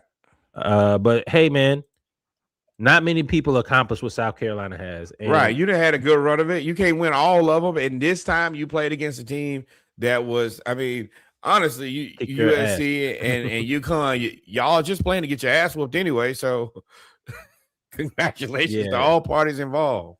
Neither one of y'all, I think, neither one of y'all really stood a chance, to be completely honest. Looking at this, they blew through South Carolina. But South Carolina, you just don't. When you don't have the size, bro, you just don't have the size. And that is kind of historically been the thing that South Carolina does lack is they play a lot of 5 guard, 4 guard, but just having really tall players ain't always been their thing. And same thing I say about men's basketball in the NBA. Hey, it's tough with smaller players in this era because the bigger players they have the same level of skill. South Carolina. I guess the 6'7" player is not common. Lauren Betts ain't common, right? They've had Cardoza, they've had Asia, they've had a girl in Indiana. They've had a run on forwards and centers. They just 6'7". Yeah, they 6'7" is 6'7". Aaliyah Boston. Aaliyah Boston. That's what I was talking about. Yeah, but still, like, now it has fallen off. This is a very good case study. Is South Carolina basketball, the way they came up under Dawn is the same way that Georgia came up under Kirby. Almost around the same time period, and they had immense success, and now NIL has kind of changed that a little bit. Yeah, but let's put that together. The thing about those two is you got to give them some time in this. I think you got to give everybody a level set in NIL, but if there are two coaches who I think are really good at coaching and recruiting, it is Dawn and Kirby. And I don't know many people who can go talk to somebody and you feel any better. Nope. But I'm sure they'll figure it out. Shout out to Dawn, because we love you in HBCU land, Dawn. You always show love to us over here. So, but with that being said, we're gonna take another HBCU land, NBA land. Nobody it's really tough to compete against a person that everybody loves. And there's not a soul that don't love them some Dawn Staley, including my mother. So it's rough. Got to beat them and be nice about it. We'll be right back. Y'all give us a couple more minutes. I'm going to re-up, and I'm going to eat a piece of my cookies and cream Biscoff cookie butter cake. While we turn up. Hey, no, what? Yeah, no, that don't. That boy, I thought that boy had that Harry Potter. With that being said, we're gonna got a couple days. We're gonna take a small break. I'm gonna come back. We're gonna do some sipping. We're gonna talk about new arrivals in Atlanta. We're gonna talk about overall just where the status of Atlanta basketball is, and it's a good place for the first time in a long time. And I want to attribute a lot of that to the absence of King Joffrey. With that being said, we are out of here. We shall return. That boy waited. I'm wrong. He tried. I'm wrong. We'll be right back. Y'all like, follow, subscribe. Am I? I ain't wrong.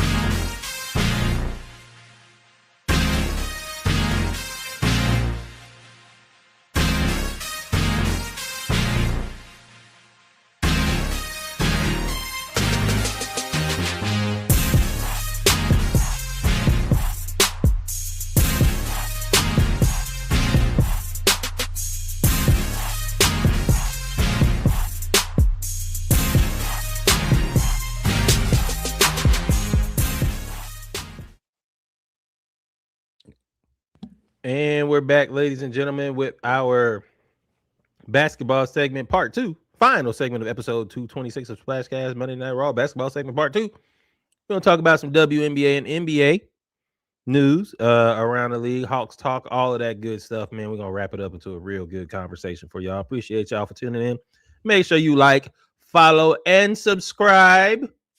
Breathe, stretch, shake as Norwood gets ready to lead us through the basketball conversation. All right, we are here. We are here. We are here. We are here. Thank you guys for being with us as we begin to talk this Atlanta basketball landscape. We're gonna start out because we got a blessing today.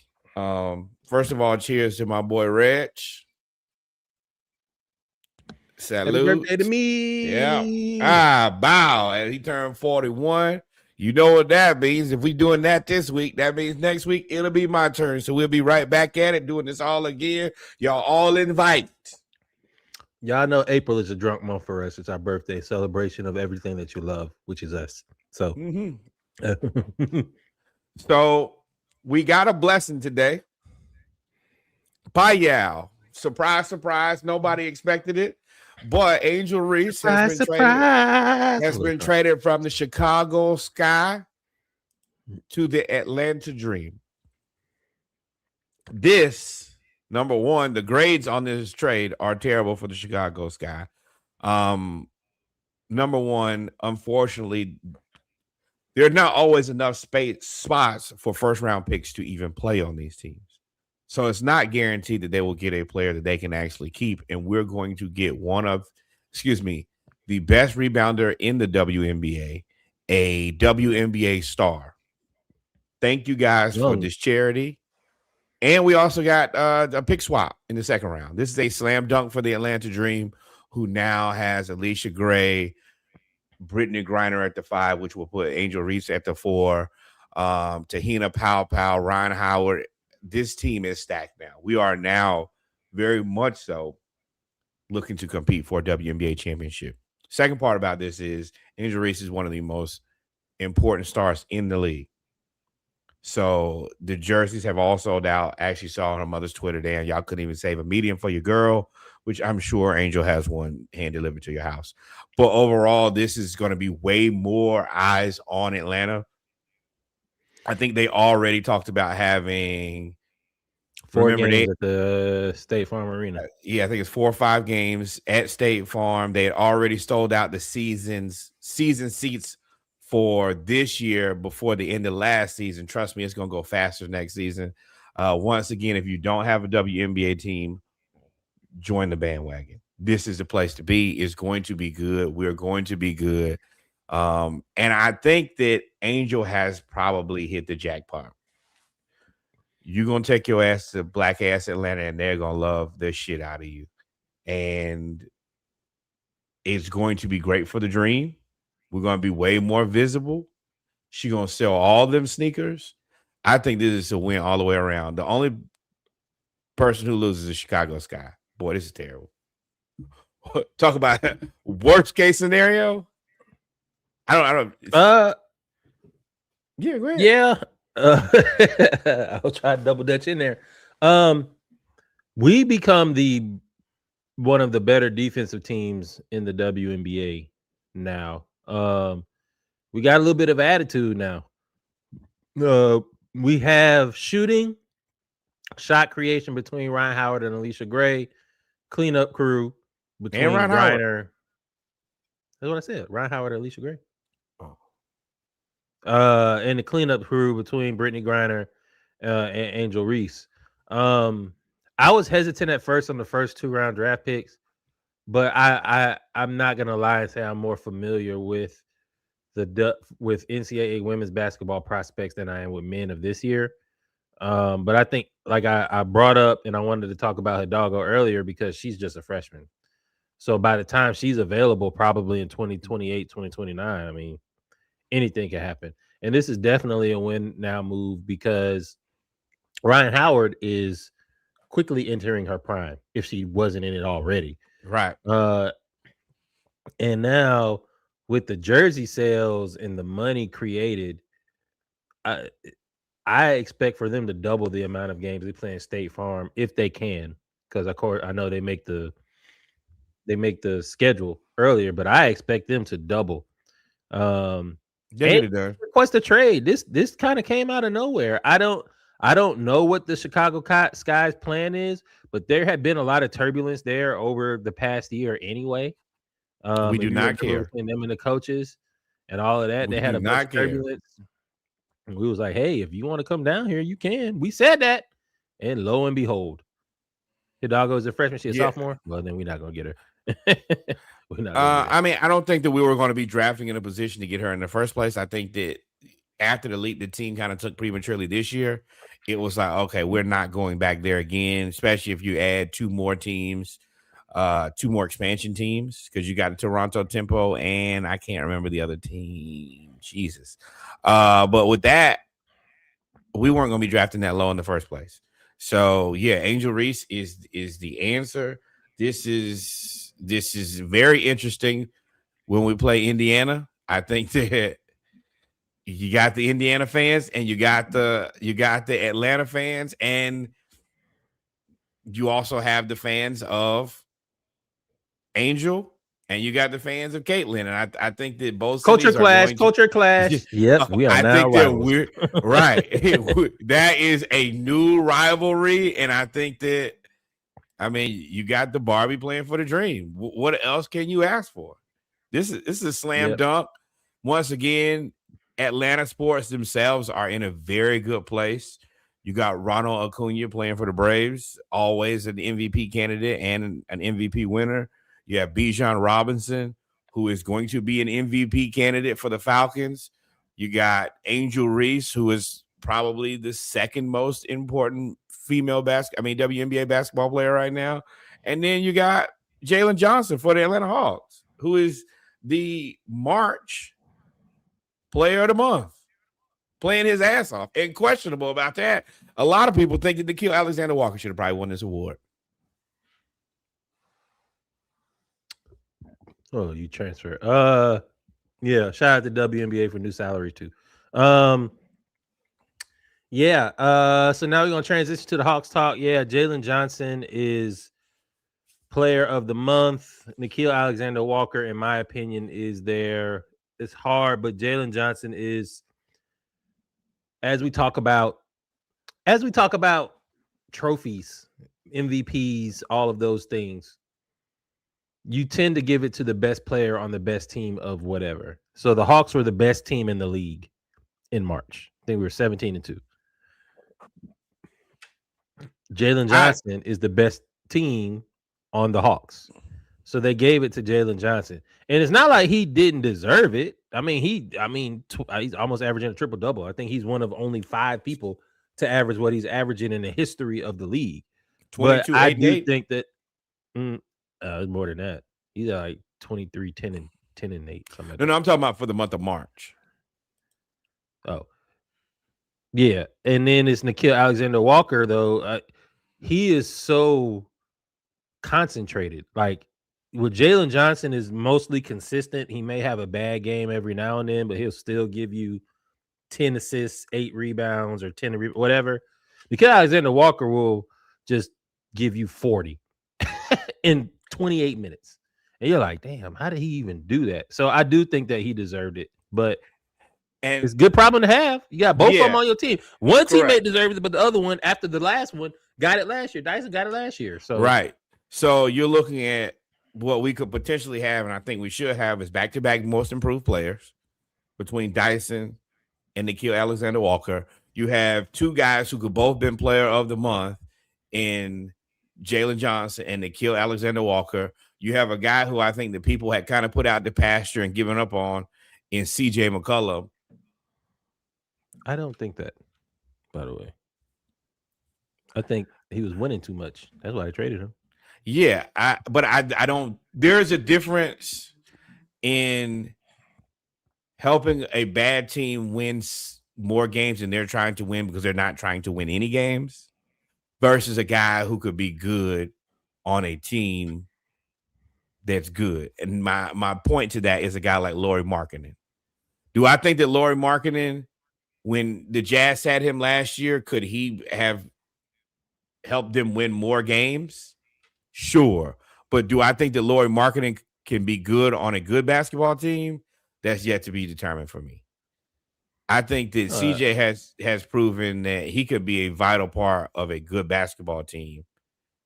With the Hawks, he's proven yes. That. Yes.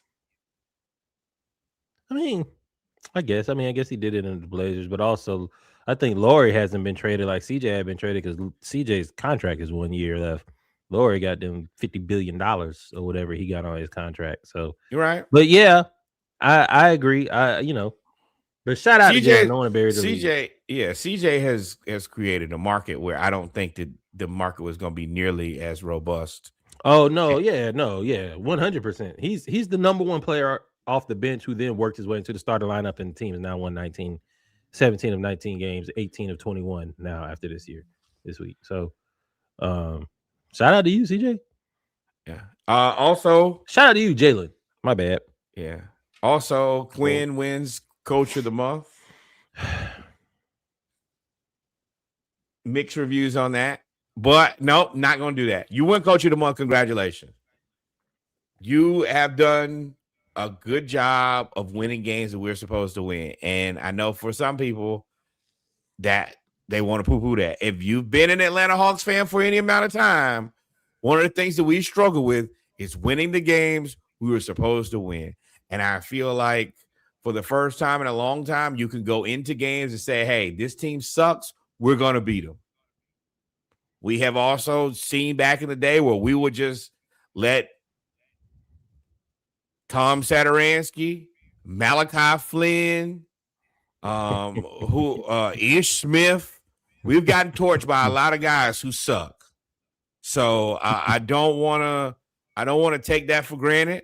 We've been down too long to not respect the wins that matter. Of course, I think that Quinn leaves a lot to be desired at the coaching position, but he coached his ass off, and he's put us at least in a position. Even with the loss today, the Knicks are supposed to be better than us.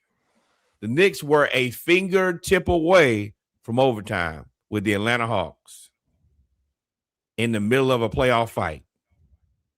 And I don't think that you're going to get that lucky that many more times, Knicks. I want to be 1,000% clear with you. Congratulations to Quinn. I feel that this little stint that he's done is at least probably signed him up for at least 2 more years because this is the last year of his contract. So there will be an extension, and I'm interested to see where it goes. I think that you gotta honestly, you have to get him some height that's undeniable because Quinn will focus on offense instead and not worry about defense. So you got to do that for him. Yeah, shout out to Coach Quinn, man. 17-2 in the month, and you are the best team, and your offense is the number one offense, and your defense is the number one defense, and you have an MVP discussion guy. I'm not gonna say he's a true candidate, but Jalen Johnson is in the MVP race at like 5. You have 2 most improved players. Some of the things that we've talked about with Quinn for the reasons that he was hired was for development. And literally every player that we brought on this team has developed. Dyson Daniels who was shooting 18% from 3 now before is now in the last like 3 games shooting like 45%. So, Okongwu has gotten better. Just he's really good at player development. He's really good at offense. He's gotten all of our players. I think now that we've seen the fruits of the labor of the offense and seeing so much come back and on this winning streak that we've had, I think the most important thing about it with Quinn is that it showed that it can work. That if you just pass the ball and you run good plays, and then you also have Nickeil Alexander-Walker going crazy. But we have so many players that it could work that, yeah, everybody's bought in.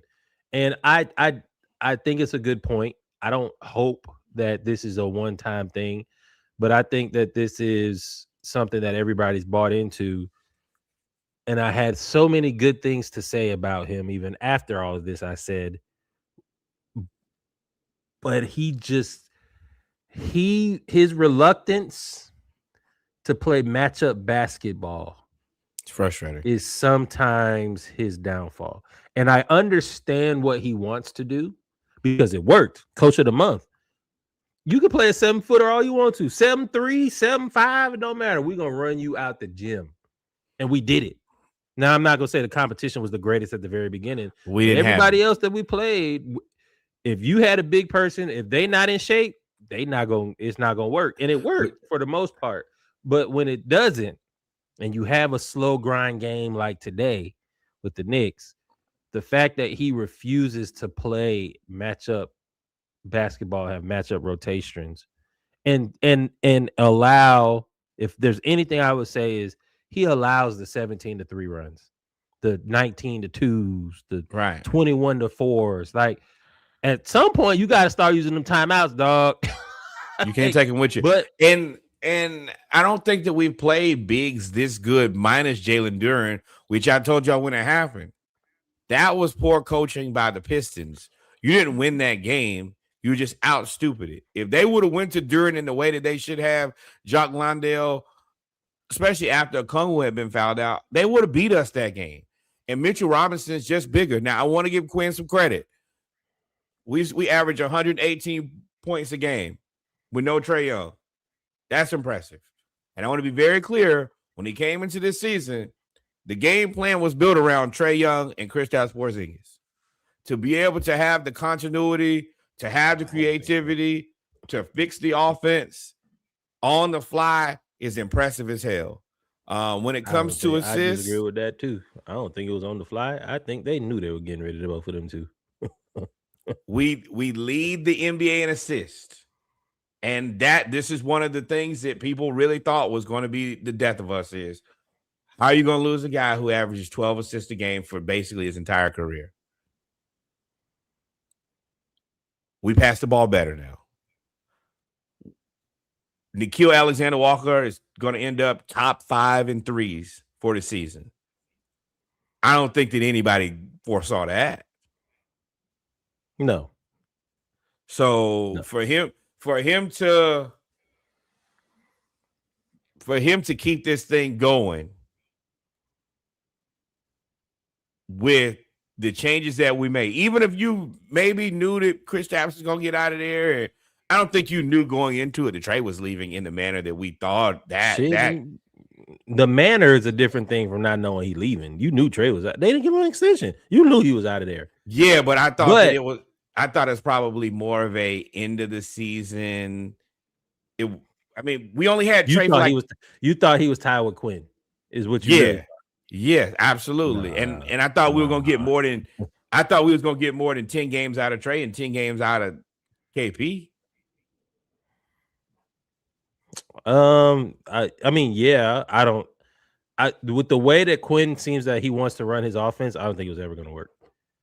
And but I think realized that.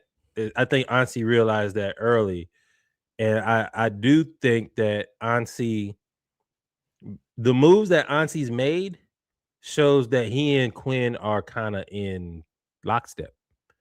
Like Quinn says, I need this type of player. Give me CJ. Maybe I think he may have with Kispert, but Kispert, I need shooting. Get me the players. I think Kuminga fell in their lap, but he was like, I can use Kuminga, and I think they're working together. So that does lend to the fact that he's going to get a new contract, but it does lend to, I think that you said that Ansi needs to get him some height. I think that they plan on going into the offseason to address that. They've addressed everything else. Isaiah Hartenstein, Mitchell Robinson, somebody else that I'm interested in, but those two are at the top of my list as far as bigs who I think are a happy medium where they can still defend and at the same time kind of play in the mold that Quinn wants, especially Mitchell Robinson. Hey, come on down here to Atlanta. We'll probably draft a center too. Potentially Adara from Michigan. And yeah, you'll play center. You'll play backup center when you can. We don't expect you to play 80-some games. If you can play once again, Kristaps Porzingis, you get us 60 games, 55, 60 games. We'll do the rest of it with Okongwu and the third center. whoever that might be, potentially Jock Londale, and we'll be perfectly fine with that. Honestly, we just need you to be big. I don't agree with that either. Jock Londale can go too. I agree. I agree as a second center. Jock Londale as a third center is perfectly fine. Most teams don't have a center. Their third center as good as Jock Londale. He just don't need to be the backup. Mm-hmm. And Quinn, play Christian Coloco. I don't know why you hate him, but you should play him. Now let's get into a couple of these games. Oh, hold on. First, we're going to do this. We also signed Tony Bradley. He has been basically an NBA journeyman. He's been with the Skyhawks for a little bit. He's familiar with the program. That's the reason we signed him. Jock Londale is going to be out for at least the rest of the regular season. So they got a guy who they're familiar with. I don't think that he should have played for them 4 minutes a day. He looked bad. I know that he probably looked better in another stint, but we should have went to the guy who's been with the team the whole time, Christian Coloco. I think this is just a poor decision. And what other stint? He got 4 more games, dog. Nah, somebody going. No. Somebody another stint with another team. Oh, no, I thought you meant another in the game. No. I think that we got to have 15 guys to go into the playoffs. And I'm not sure if Londale is going to be there. I think the Coloco is better than everybody, but if he ain't going to play him, then it don't matter too much. That's kind of the issue. Yeah. I think that Coloco has settles our team in a different way, and him just being tall and being able to be in the paint, I think he's great. But if the coach ain't going to play him, then shit, we damned. Mm-hmm. With that being said, we did beat Orlando 130 to 101. We beat the hell out of Orlando. We beat the heart and soul out of Orlando. They are a team that is in our division. They are a rival of ours. Orlando is a team that we expected to be one of the top 4 teams in the East. They are not. Actually, let me look at the standings real quick, and I'll tell you exactly where they are. 8th? They are currently 9th. Mm-hmm. 9th.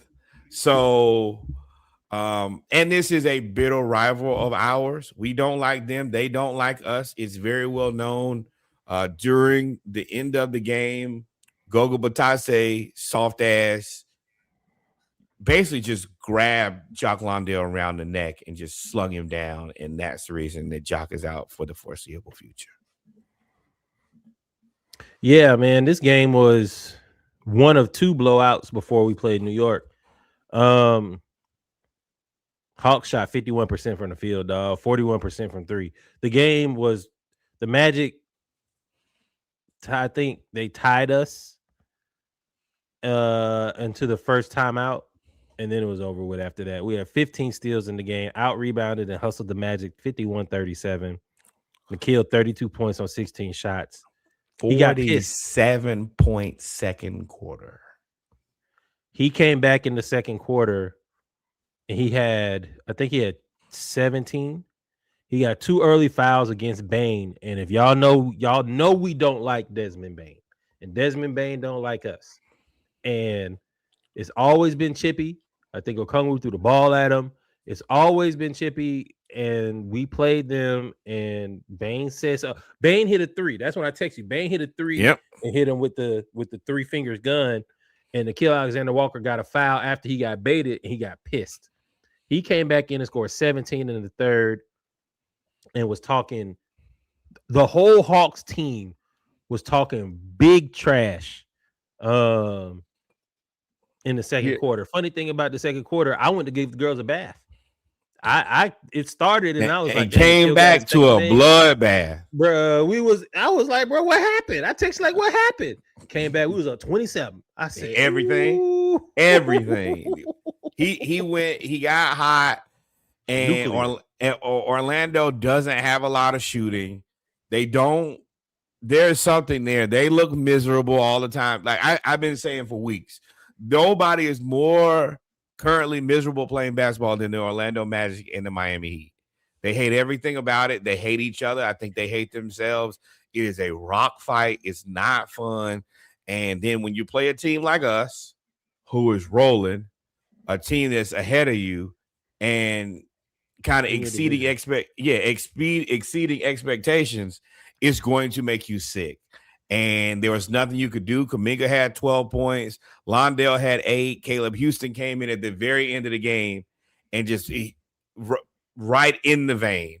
I'm gonna make 3 threes Former Orlando Magic, Caleb Houston. and you could tell he was just, hey, fuck you guys. And I appreciate it. Orlando got some soul searching to do. Sneaky, I'm sorry to have to tell you that. I don't know what really to say about your boys at this point.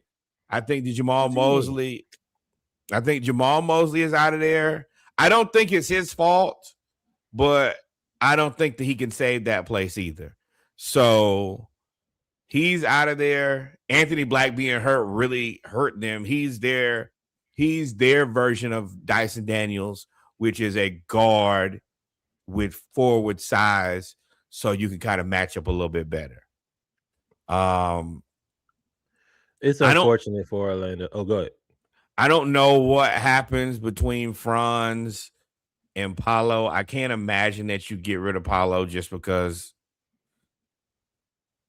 he seems so valuable. But I mean, yeah, seems so valuable. But I mean, y'all are in 8th place in the East with no Jason Tatum for the vast majority of the season and no Tyrese Halliburton. Well, I mean, the friction started when they called each other out during the season right before the All-Star break. And I told y'all, I said, hey, man, this team doesn't look like they like their coach, and their coach doesn't like them. And they've paid Paolo $50 million a year. So that means you are out of here as a head coach. Whether you believe it's his fault or not, the team has quit on you. The team quit, even though they won today. The team quit when you gave a 31-0 run. You quit. The game they played against Orlando, against the Hawks, they quit. There's no fight in this team. You have to purge. Addressing what you said about Franz, you said a lot. With Franz, if you trade Franz, you're going to trade Mo. You're not going to keep. That's just something that you got to go. I'm not saying he's not tradable, but they're going to have to get some shooting. You probably got to trade Suggs. Like, you're going to have to kind of rebuild that team, and you may fall into the fell clutch of trying to rebuild around Paolo, and it just ain't working. I think Suggs is a fixture. If you wanted to move him, it'll be a big market for that guy. Yeah. I think that they got to move him. I think that's really the issue. Is two transactions I will tell y'all, and I'm sure if y'all listen to Pop, y'all heard this a million times. The Bane overpay is kicking Orlando's ass. And it ain't even really start kicking their ass yet because they still have to wait for all these picks. Same thing with the Knicks overpaying for Bridges. You got to maintain. You can't just give away 4 picks unless this guy is going to be a phenom. And I don't think in either case they traded for a guy who could even become close to a phenom. So you just gave away all your young, cheap assets for not an older guy, but a guy who just his ceiling is not that high. Desmond Bane is good, but he'll be lucky to be an all-star again. Can't trade 4 picks for a guy who's a fringe all-star at best. Because he ain't a lock. Yeah. Yeah. And it's unfortunate Orlando got hurt because he actually had been playing pretty well, even though he has so many limitations. But again, shout out to the Hawks, man. They beat the hell out of the Magic. And then I think we played after that. Yeah, the Nets, and beat the hell out of them too. CJ McCollum, 25 points, 7 assists. Nickeil Alexander-Walker, 21 points, 4 rebounds, 3 assists. Jalen Johnson, 18, 11, and 5. I love that you can't, and I can talk about it more now that I was right. Having a team where you spread out the assets. When we had Trey, we could get beat by just trapping Trey. You trap trade in the half court, we were smoked 98% of the time. We couldn't beat the press. It went to hell every time. Now we've watched Jalen Johnson basically not have the best month of his season and win Player of the Month, Eastern Conference Player of the Month. That's crazy. And in return, you've got an opportunity to watch CJ and Nickeil Alexander-Walker show y'all, hey, man, on the days that Jalen don't got it, don't worry about it. We do. And they have been very consistent. Okongwu has consistently played his ass off. And I think that we're in a good space going into the playoffs. I think we're in a great place going into the draft. The Nets game was never close. We jumped out to a 10-0 lead. They called timeout, and Jalen Johnson and CJ just paced us to like a 15, 20-point lead at half. I'm sorry, 18-point lead at halftime, 28-point lead going into the third or fourth, going into the fourth or something like that. Nets got a future, though. They definitely got a future. And they didn't play everybody. And I get it because they're tanking. We had 7 players in double figures. It is what it is. This game was, if you're a Hawks fan, it was as entertaining as can be because you saw what everything could do. I do like that we were locked in from the beginning. Like that's the stuff that I think got Quinn Coach of the Month, is that we were winning games we're supposed to, and we weren't really playing with our food a lot, except for the Sacramento game. But then Sacramento went out and beat the Raptors like the next Sacramento game. Is a tricky team because if they got 4 guys who can beat you kind of individually. And they did. Right. They beat the Raptors and individually. When DeMar get that shit going, like he can't do it all the time, but he's another guy who could be another CJ McCollum after this big contract, because he just, what he's got is he's a hooper. And I think it was Jamal Crawford was talking about that. Like, yeah, you need all the rest of these guys who are good at different roles, but you also need a guy who is just a hooper on your team. And CJ is our hooper, and DeMar DeRozan is going to be forever a hooper. Just give him the ball forever. And he gonna score. He gonna get you into foul trouble, and ain't nothing you can really do but respect the man and say, "Hey, man, I hope we can beat you as a team." He ain't no slouch. Yeah.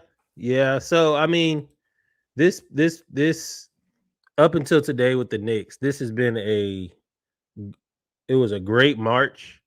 I do want to say, our defense, as I said, was number 1 before. That has been the key to our success.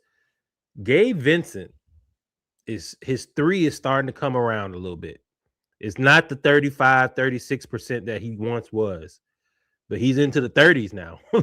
And his defense is point of attack defense is really good, except for, of course, when you play like the ballerina, aka Jalen Brunson, the way that he dances in the lane. It's everybody else. He's been playing really, really well. He's been a settling veteran presence on our team. And then, like, of course, and that's a guy you got playing up. You really, ideally, Gabe is supposed to be your point guard 3, not your point guard 2.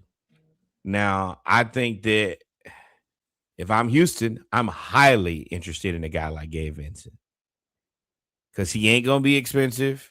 And he might not need to play every night, but when he plays for them 15 to 20 minutes, he can facilitate an offense. If you don't want to make him the main facilitator, if he's open, he'll hit the 3, and he's going to play very good point of attack defense. Gabe Vincent has made some money after going to LA and getting the Russell Westbrook treatment. Yeah. And, Okongwu was out of his slump a little bit. He kind of went back into it today against the Knicks, but then he shot his way out.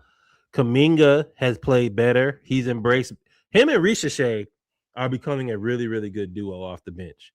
And that leads me to what I was going to say before Quinn shit the bed today with the rotations was Quinn has kind of figured out on our bench that if I play Z, Kuminga, and Mo, I can rotate out everybody else. Yep. When we need rest. So he'll play, especially that Nickeil Alexander-Walker at the 1 with Mo either at the 4, when Mo at the 5 and they put Jalen in, or they kind of move everything around, but they keep those 3 players on and it gives everybody rest. Because they're so that active. has been in a nuisance for our opponents on defense, and we've been able to allow Nickeil Alexander-Walker to just cook. With that, Kuminga is more of trying to be a downhill player, and Zachary's catch and shoot, Mo's catch and shoot, and then whoever else, Landale or whoever is at center, is pretty good. And Nickeil Alexander-Walker in the second quarter has been, even today, the second quarter is his quarter. Quinn is like, look, go, you got it. So shout out to Quinn for that. That's the one thing, 2 things. I think you nailed that. First part is he should just be playing Coloco in those Jock Landale minutes, because that stops all of that. Number one. The second part is if you give Nickeil Alexander-Walker 4 minutes and the ball, he is about as dangerous as anybody in the NBA as far as I'm concerned. Mm-hmm. Just 4 minutes and say, hey, go for it. He's amazing. He can, whoever you got, and I know that the rest of y'all don't watch nearly as much Hawks basketball as me and Reggie and Kevin do. But let me tell you, when Nickeil get to going, you can see, him and SGA. I understand how they grew up together playing basketball. And everything that you believe about SGA, he hit one today off the very top of the backboard.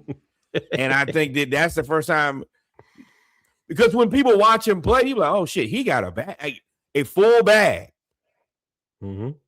And I don't think that he's had the opportunity to do that because, number one, nobody's looking because you're playing next to Anthony Edwards. I'm sorry.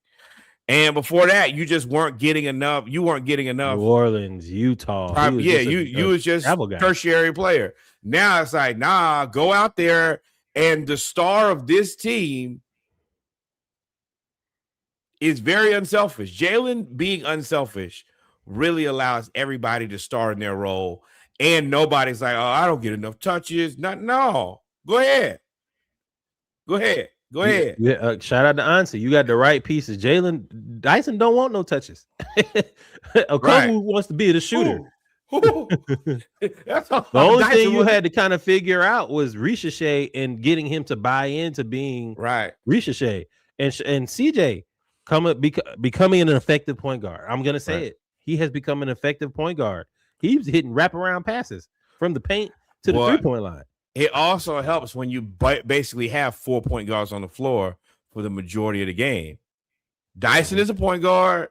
Nickeil Alexander-Walker is a point guard in the pinch. CJ is a combo guard. And Jalen is a point forward. Well, everybody can pass the ball. There's nobody. Fuck it. Nobody got to shoot 20 times every night. I got to shoot more shots than everybody else.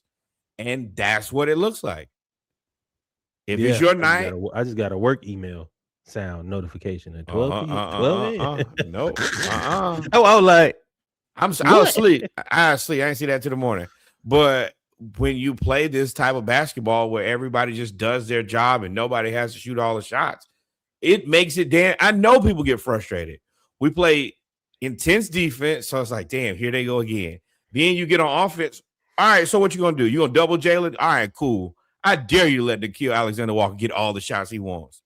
He finna make somebody want to quit tonight. And even Dyson, and look, I said, hey, you can't have another Houston game. You can't do it. I was hot, 38 hot. I was cussing everybody out. He's been aggressive since then. He's been unstoppable as a guard forward. He's a point guard forward, meaning he's the size of a point guard. He is a point guard forward center. Yes, I don't know what you call it, a Pacifica like that. That's what he is. Call him a Chrysler Pacifica. You're a little bit of everything now, because he get right there in that dunker spot, and he be like, "Oh, hey, I'm right here. I play center. Pick and roll. pick and roll, and we was giving them problems, but then Quinn didn't put in the center. So, but I mean, his confidence is manifesting, and he's shooting. It's crazy that once you get a little confidence to shoot, shout out to you, Kyle Korver. No. You can see it's rebounding, 12 rebounds, 12 from a guard, jumping you in the paint. Also, not a guard anymore. If y'all look at starting lineup, they have him marked as a forward. Yeah, I don't know what you do with this team. Yeah, they have CJ as a guard, Nikhil as a guard. But as a 6'7" forward. I have told y'all this, and I thank Dyson Daniels for proving me right. You got to be able to do more than one thing, number one. You need to be able to play more than one position, too. Dyson Daniels is the perfect example of, do you need me to be the lead guard? Great. If you don't, well, I'll just guard the guy who you need me to. I'll continue to rebound. I can be the backup point guard. Hey, let CJ and Nikhil, let them shoot. Hell, let everybody else shoot. I'll just pass the ball. You need me to put? Yeah. You need 12 rebounds out of me? I know Jerry Jackson Jr. 8 feet fucking tall and can't get a rebound. I can at 6'7". Maybe it's him. Evan Mobley too. I think Nikhil Alexander Walker, Nikhil Alexander Walker, and Jalen have given the Hawks an edge. Outside of Trey, I ain't never seen a lot of people talk a lot of shit like this, like in the recent Hawks era. Even though DeAndre Hunter would try to talk shit a little bit, it was really more of people would say he's not from Philly, and then he would be mad. But like we ain't really have nobody. Solo was the enforcer, and then his leg fell apart. So we ain't really had no swagger like this out for the whole team. Like even Ricochet be like, nah, I ain't no hoe. Like, what's up? I mean, yeah, what's up, brother? I see you. And you still got Mo Gay, the Sudanese strangler. I want it. He just want to get in, and him and Dyson are the enforcers on this team. Oh, it's smoke. Here I am, and Dyson with that finger right there. Yeah, him. Hey, man, he's still Australian. Well, hey, I hurt you, and I enjoy that. But yeah, man, we're in a great place, man. And I didn't realize we had 51% chance at a top 4 pick because we have the best of the Pels and Bucks, which we've been talking about. But the Pels, I think total, the Pels and the Bucks, we have a 12% chance of getting the number 1 pick.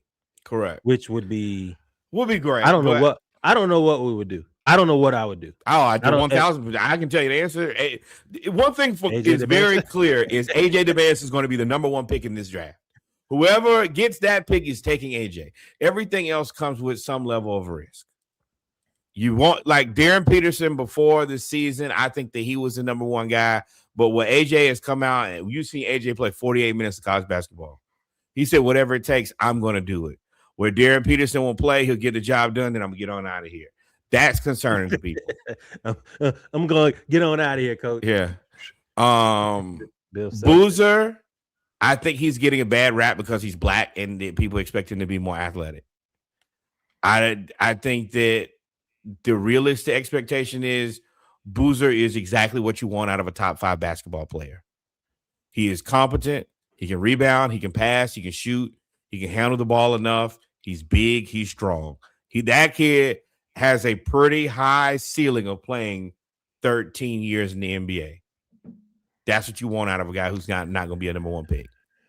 I also want to tell y'all, because I'm going to say this because I look at things a little bit differently. Y'all going to need to go back and look at these top 5 picks from every year. Y'all need to temper y'all expectation.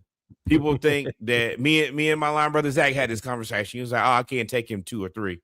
Go back and look at the 2 or 3 picks for the last 10 years and tell me that where they ended up and how good they actually were. In a couple drafts, yeah, you got some world beaters, but the vast majority of those guys, you just hoping to play for 10 years. Yeah, but this is also viewed as one of them ones for the draft. Like this and this you're draft, probably going to get this 2000 whatever 03, 2000, I think it's 11, 1996, 95. They comparing it to that draft. So if that's the case, then I mean it's a lot of pressure, but I'm expecting the number 2 or 3 pick to be really, really good. I think that what you're probably going to get is probably you might get 10 guys in this league in this draft that played for 10 years. I don't think that you're going to necessarily get. I mean, that's a lot to ask. Yeah, to have 10 world beaters. Like, I think that you're just going to get. This is the draft that, as long as you scout properly, you can get you a guy that'll be a lifer for your organization, and that's valuable. Like, everybody not in love with Ricochet. Hell, I am.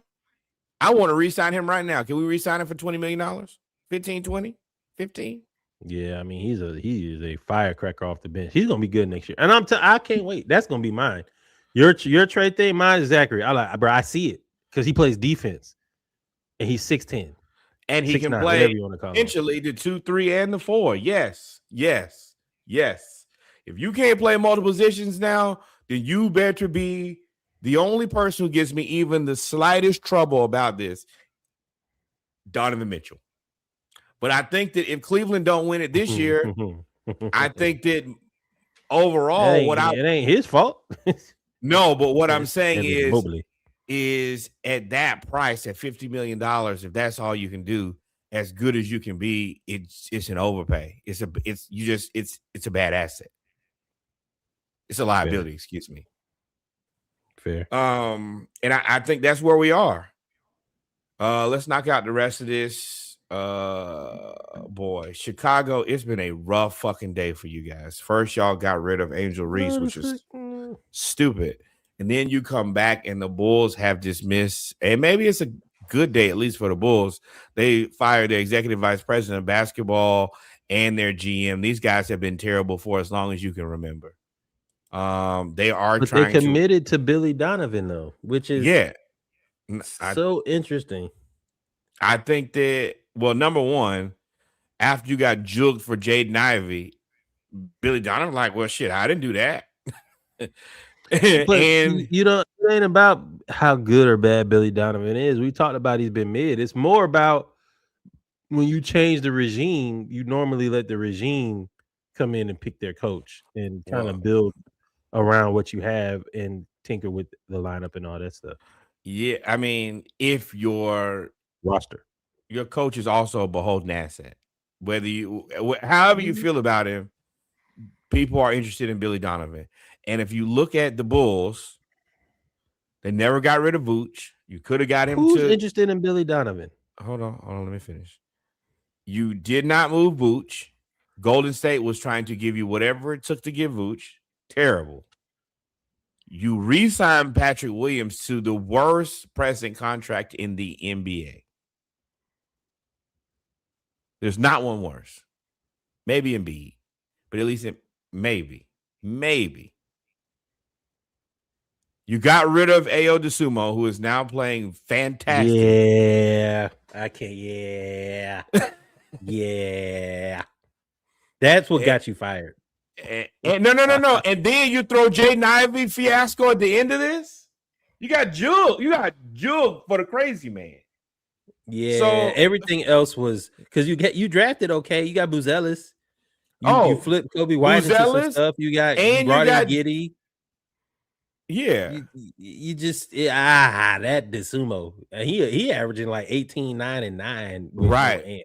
one of the worst. You signed one of the worst contracts. You got rid of a guy who Minnesota. You're saving Minnesota from being embarrassed by the Nickeil Alexander-Walker loss. Let's be real here. Yes. And then you had the Jaden Ivey explosion. It's over. Hey, y'all got to go. And Billy Donovan like, hey, y'all want me to leave? That's fine. My phone will blow up as soon as I walk out of here. He's 500, right? Or below 500. Since he been there for what, 11 years? Yeah, but the roster is. But the roster been the roster. To me, this is almost hey man, this has been 11 years of being futile. Or 9, I don't know. He was good for a couple years. It'd be 11 years of being futile. Like at this point, I mean, what did you give him that he would not expect futility? I don't care. This is culture. Everything got to go. When you doing the EVP, let me the tell you. GM, and you bringing in somebody else, that's kind of. Let me tell you, the Still like worst putting the thing cart you can before the. do is get rid of Billy Donovan because the Pelicans will have him before. Hey, don't even worry about it. Don't even land. Just come on here to New Orleans. We got a team ready. We have a whole team just ready. And we got a lunatic ready to lead them, DeJounte Murray. And DeJounte Murray and Billy Donovan. Cool. But I mean, my point is, in any other instance where somebody has gone 500 over their span of their career in any way, you would say it's time for them to go. In any way, shape, or form. There's no player that would go mid for 11 years or 10 years, and you would say, okay, well, of course he'll have this many people calling him, whatever. That's irrelevant. I know you, and I know most of our friends would say, hey, it's time for a divorce. I agree, but I think that most people attribute it to Beavis and Butthead here. But and my point is, I do believe you. I agree with that. I just think that if it were me and I'm the owner or executive president, or well, he's the executive vice president. Yeah. If I'm the owner, and everybody just cut it, and we'll start over. We'll start with the team that we got, and we'll build a roster and a coach and a VP and all of that stuff. You wouldn't build on what we have. Let me say this: you wouldn't be wrong for firing Billy Donovan. But the worst thing that you could do is fire Billy Donovan and he goes somewhere else, and then you have gotten rid of the only asset that you had, and then you be looking for another coach. Taylor Jenkins. He's the only thing left now. Shit, Mike Malone gone. Mike Malone's. You never saw that. Nobody saw that coming. But what I'm saying is, the teams, the guys who are left right now. Let's be real. Taylor Jenkins. It was Mike Malone. And quietly, people have forgotten about Bud. But Bud is only going to a place that's already ready to win. I think he passed the rebuild point in his career, even though I'm not sure if that's good or bad, but he's entitled to do whatever he wants to. When you already see people like Jamal Mosley and Darvin Ham being in the conversation for people who are going to be up for the next job, yeah. I think that Billy Donovan is safe, like it or not. But I will say, Bulls haven't made a ton of great decisions, so this might be another bad one. Billy, you better get to Orlando. That's close to home too. Billy in Orlando would piss me off. I ain't gonna lie to you. Could have kept your ass in Gainesville to go back to the Magic. It'd be funny. But yeah, we knew that was coming. Cooper Flag 51 on the Magic too, right? 50. The Magic are 50. Questionable. 51. 19 years old. 51. First teenager ever to drop 50 points in a game. But 51 on 30 shots. I want to go back. Give me 1 second. I need to look at one thing in reference to this game specifically, because I think he ran Paolo the fuck out of there. I think Paolo had 10 points in this game. And this game, the Mavericks versus the Magic. The Magic won, but Paolo ain't do it in this game. Paolo had 10 points, just like I thought. 10 points, 7 rebounds, 5 assists, 3 turnovers. 31 minutes, 36 minutes from Wendell Carter. Cooper Flag gave you 51. Right. And who is B. Williams? Brandon Williams gave you 23. 51 on 30 shots. Yeah. Effective and against. Yeah, I was lucky he ain't had no help. Yeah. Against his Duke, like, Paolo, you can't have this happen. This be the shit that makes people look at you crazy. Y'all both Duke guys who play the same position. He gave you 50 and you left with 10 and 5 fouls. Flummoxed. Unacceptable. Had you frustrated, Unacceptable. You the old confused, man. bewildered. Right. And this is the thing. Cooper, now I think that the best thing that you could probably do with Cooper Flag right now is put smaller players right into him. Dyson Daniels has shown me the methods. If you fluster him when he's dribbling the ball, he's gonna get mad. And he don't necessarily have all the control to stop. So if you play good defense, you get him into foul trouble too. But Paolo's quit. I told y'all Orlando's quit. He quit on the coach. They have there's now that might be the thing is Paolo might be a low motor guy.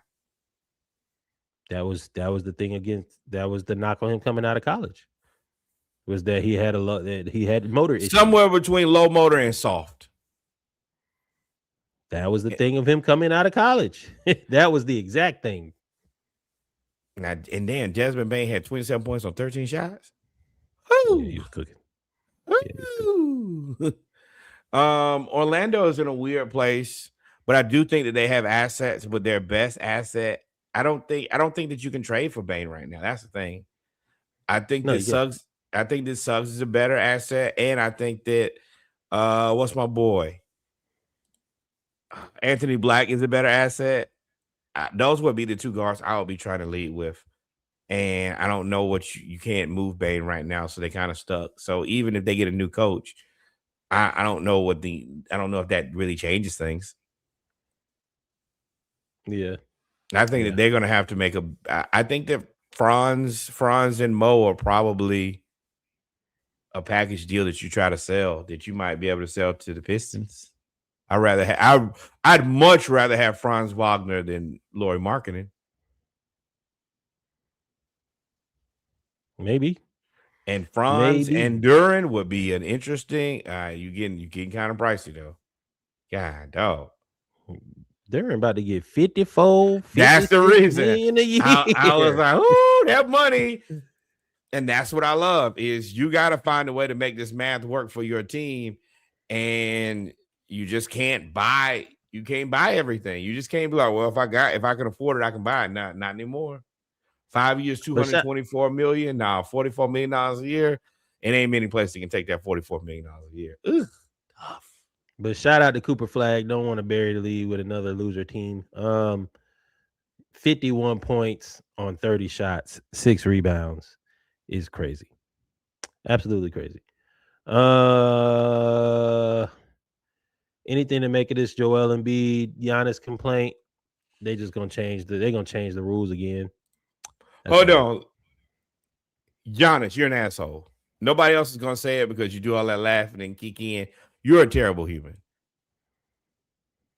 You're unrealistic, you're childish, and your request is foolhardy. You want to play with your brothers at the end of the season. Y'all look at what I have up here on the screen.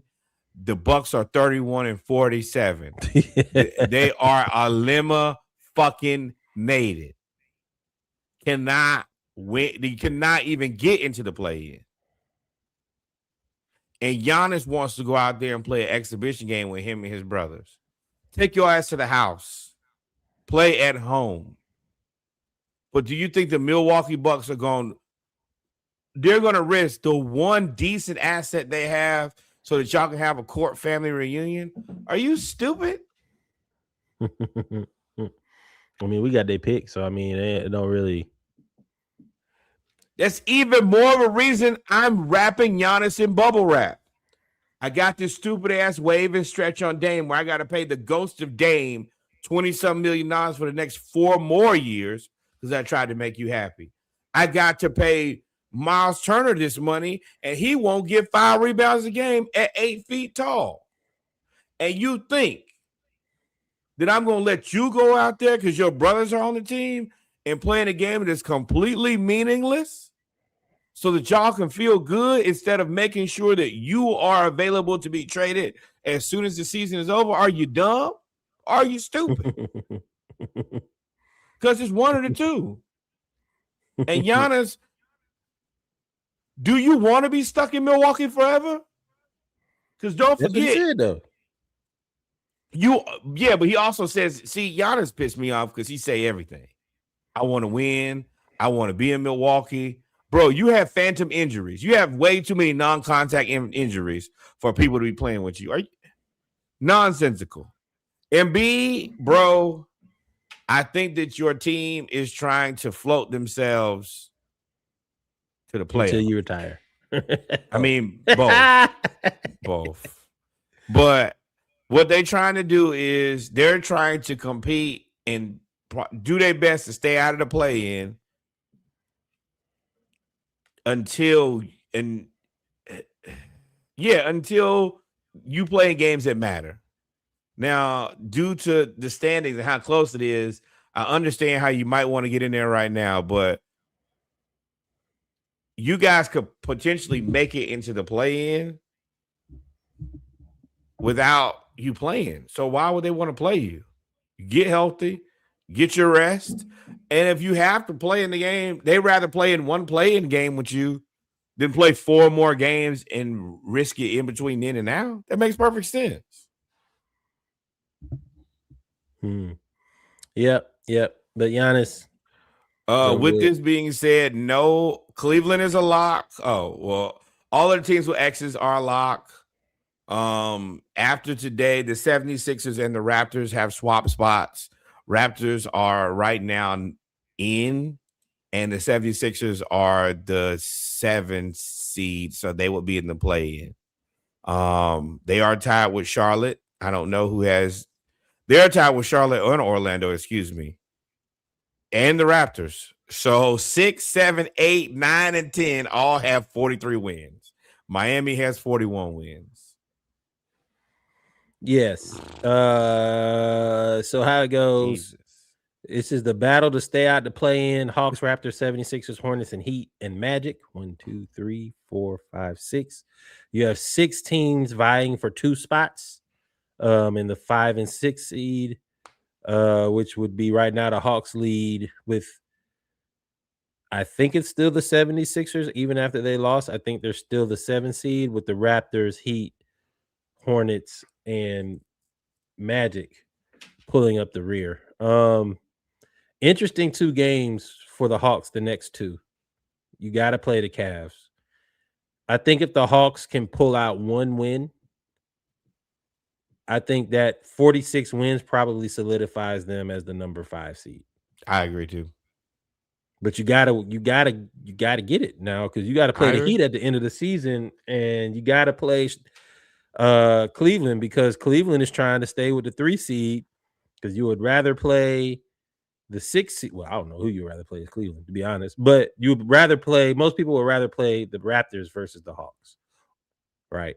So, or the 76ers. You would rather play the Raptors versus the 76ers. Well, this is the thing. Potentially, the Heat played the Heat played Toronto twice, which means that if Toronto beats them twice, it puts them at 45 wins, and they would tie us, and we would need the 76ers to also have 45 wins in order for us to win the 3-way tie. I got to see who the 76ers play. That's assuming if we lose out. The Hawks, if they win, that's why I said you got to get one. You got to get one of these last 3. I would have liked 2 out of 4, but I mean, New York is New York. But you got to get 1 out of these last 3. This is the good thing for us, is the 76ers should beat the Pacers and the Bucks. That will get them to 45 wins. And we at 45 wins. And if the Raptors got to win out, I would assume, in order. They would have to win all 3 of their final games in order to pass us. We'd have to lose out, or they would have to win out, and we would have to win 1 for them to tie us. If we lose out, they pass us. But they would have to win out, though.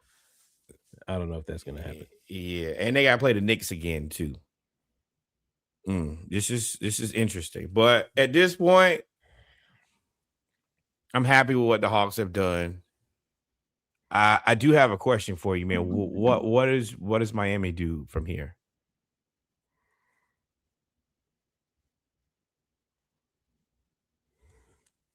Like, you're 10th in the play-in. And this is a special spot because this is the Hawks spot of you're the last team trying to be competitive. Every team below you quit long ago. You are the last person in the club trying to win, bro. And you brought Hero. You brought Hero back, and he been cooking. He's been cooking, and it's almost the Trae Young thing. Like and then Bam has 83, which even if you get mad at the 15 or 20 that he got in garbage time, that means he had 63. So but Bam's contract is almost immovable. So you got to trade Hero. I mean, it sounds like to me you got to try to rebuild around Bam. That sounds like the answer, right? Like, you got to rebuild around Bam. Bam is $50 million next year, 53 the year after, 57 in a player option at the ripe age of 31. And then the player option is how much? 57.4. 57.4. Nobody. This contract ain't that. This max veteran extension has not started. And you're in 10th place. You are the worst competitive team in the NBA. And you can't fire your coach, and you can't fire Pat Riley. And people ask why Jimmy Butler wanted out. Hero, you got to trade Hero. But where do you trade him? You can't trade him to the East because Hero's like Trae Young. If he plays you, he's going to try to kill you. And, I mean, you probably... the answer is I have no clue what Miami does other than build around Bam. That's all I got is to build around Bam. But Bam gonna go to Las Vegas. That's where you try and go anyway. But I mean, if you look at the Heat and you look at Orlando, like, it's funny that you see Orlando and the I mean, you see Orlando and the Heat, then you see the Cavs and the Knicks, and they're kind of both in the same situation of we spent too much money and we are all supposed to be better than we're supposed to be. We don't have a means to be any better than we are right now. You think the Knicks are supposed to be better than a 50-plus win team? Yes. They're not supposed to be worse than the Boston Celtics with no Jason Tatum for 60 games. Ain't no way. Well, nobody is. Nobody was supposed to. They weren't even picked to go to the playoffs. Correct. That's the issue. Is the Celtics threw a monkey wrench into everything. Didn't help that the Hawks showed up on time. And the Hornets. Those are the three teams that kind of ruined it. The Hornets, like, first of all, started out terrible and then just started whooping everybody, which made everybody a little bit more touchable. Then we started whooping everybody, made everybody else a little bit more touchable. And then the Celtics never stopped winning, and they were supposed to be a playing team at best. I mean, if there's any argument to say that the Knicks are supposed to be better, it's the fact that they were 51-31 last year. But I don't think the Celtics being number 2 hurts them as much as more than it hurts anybody else to me. I think that hurts. I think the Magic are more hurt than the Knicks. The Magic are in 9th place. I think the Knicks and the Cavs, I'm sorry, y'all weren't supposed to let the Celtics happen. Nobody was supposed to. The 76ers weren't supposed to let the Celtics be the number 2 seed. The Raptors, nobody was supposed to let that happen. So I mean, I don't hold that. The other part was Detroit's not supposed to be this good too. We not really accounting for that. Shitting me.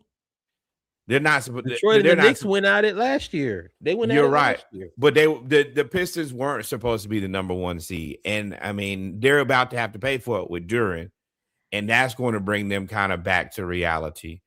But yeah, it's supposed to be the Knicks and the Cavs at 1 and 2.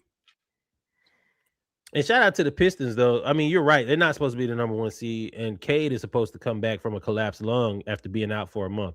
That's the real story with the Pistons. Correct. Cade was out for 4 weeks, 5 weeks on a collapsed lung, and they stayed in first and extended the lead. That's really it. If you look at the teams, first of all, you're right. The Pistons were supposed to fall off with no Cade. How they didn't. And it's been 2 weeks, 3 weeks? 4. 4 weeks at the most important time of the season. The Celtics were never supposed to be there because they lost Jason Tatum.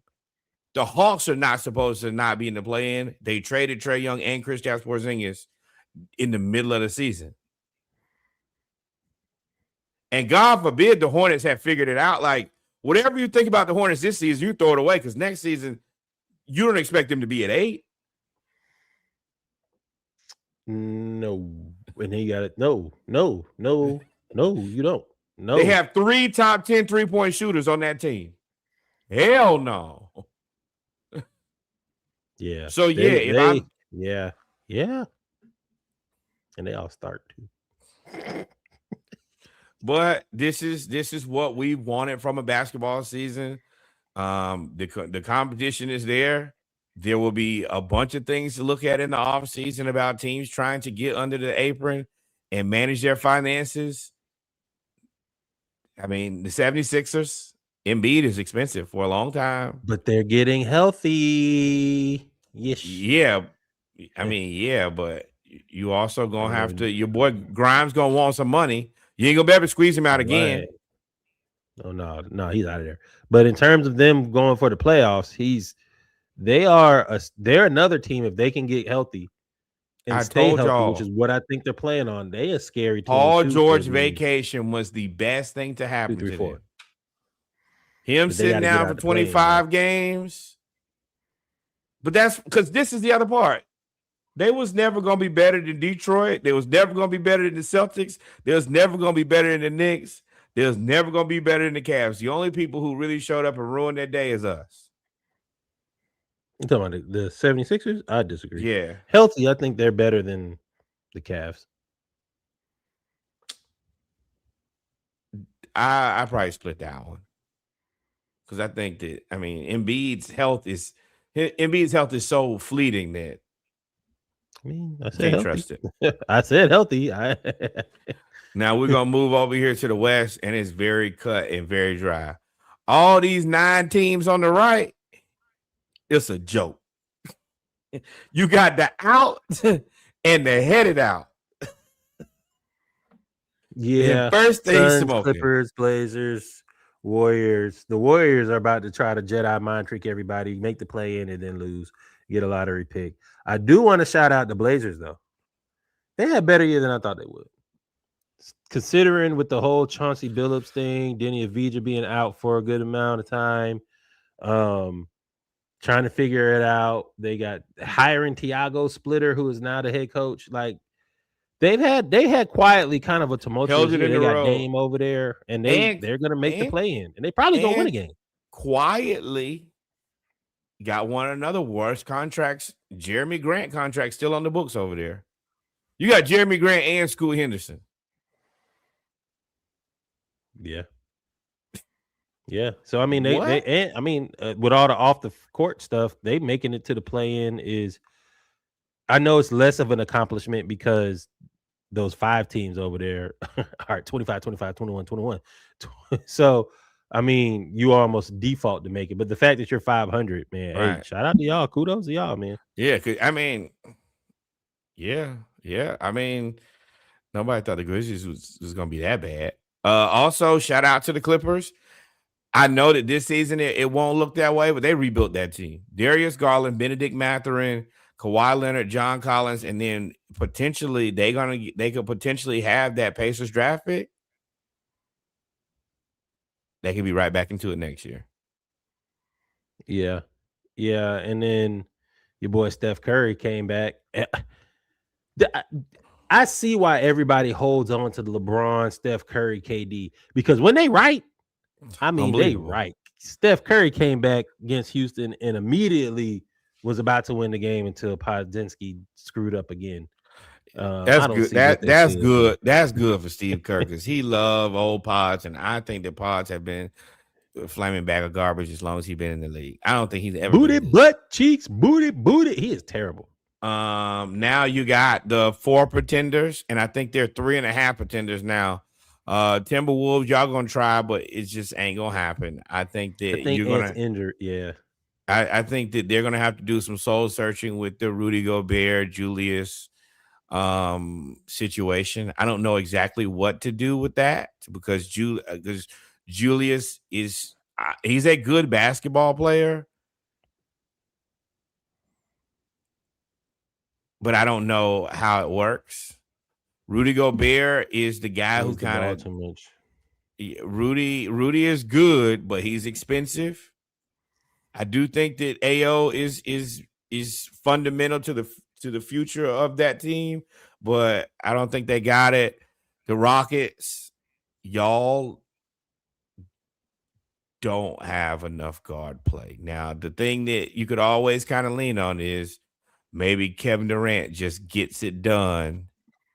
But that 4 or 5 Not in between the the Nuggets and the Rockets is going to be a dog fight. Actually, it won't be because it'll probably be the Rockets and the Lakers. And the Rockets will beat the Lakers because the Lakers have lost Austin Reeves and Luka for the foreseeable future. So I assume the Nuggets will probably get it done from here on out. And the Lakers will probably struggle. And then the Rockets will get a slump buster against the Rockets. No, the Rockets will get us against the Lakers. That's what I meant. And then eventually we'll see somebody. We know how this is going to be. It's going to be OKC in the Spurs. Yeah, unfortunate for Minnesota. Looks like Ant is probably going to be out for the foreseeable future. I think they're wishy-washy in between, but they think he's going to be out 2 to 4, could be out up to 4 weeks, which with battling that knee injury, he has been out the last couple of weeks. Denver, Yeah, same place. Yeah, it's fine. Denver looks good when healthy. They just beat the Spurs at home. Joker and Wemby were going at it, and Joker proves, and this is something we have said about Wemby for a while, is Joker's unguardable because of the sheer mass. Wemby's tall, and he does know how to get low and then kind of spring up and pin the ball against the backboard. But like if you can pin him up under the goal, at least Joker can. Embiid, Joker, big dudes. Gafford gives him issues because Gafford's a bigger guy. Anybody who got some weight to them, he just don't have enough bricks in his back pocket to really. I mean, that's what happens if you're going to be that tall and be that slender and be able to shoot. You don't have no weight now. But Denver has the pedigree. They've won, and Aaron Gordon looks healthy. And I will say, as good as as good as Joker is, and as good as Jamal Murray is, and all of the other pieces they have, the linchpin of that team to be able to make a run and not be able to keep players off their stars back is Aaron Gordon. If he can give you 15, 20 a game, now you can't double Joker as much. You're not going to double Jamal Murray. So I think with Aaron Gordon getting healthy, they are a problem. And of course the Lakers, I mean, hamstring. Luka's in Spain to see a specialist about his grade 2 hamstring strain. Yeah. And then Austin Reeves has an oblique strain, MRI, out for the regular season, had an MRI on the wrong body part. So take that what you will. I just, now you're back at LeBron as the number 1, number 2 option. And while I think LeBron is one of the greatest players of all time and probably the greatest number 3 option of all time, I think his days have come and gone as the number 2 or 1. Yeah. Yeah, it's tough on him, and you got old dominating in there who you can't have him do too much thinking at one time. So, boy, I mean, he looked like he one of them characters they used to run on the cartoons and trip so bad that his laces tie themselves. Like he got to be frustrating to be around. Man, I didn't know how to say it. He's a character, man. The SGA is gonna win the MVP, but he's a character, man. He is. I 1000% hate the SGA is gonna win MVP. I don't think that he deserves it. I don't think that anybody should be in the MVP candidate conversation other than Jaylen Brown. There is not a person who's drug a team further along since Allen Iverson and the 76ers or LeBron and that trash-ass Cavs team than what Jaylen Brown has done with the guys who have no name.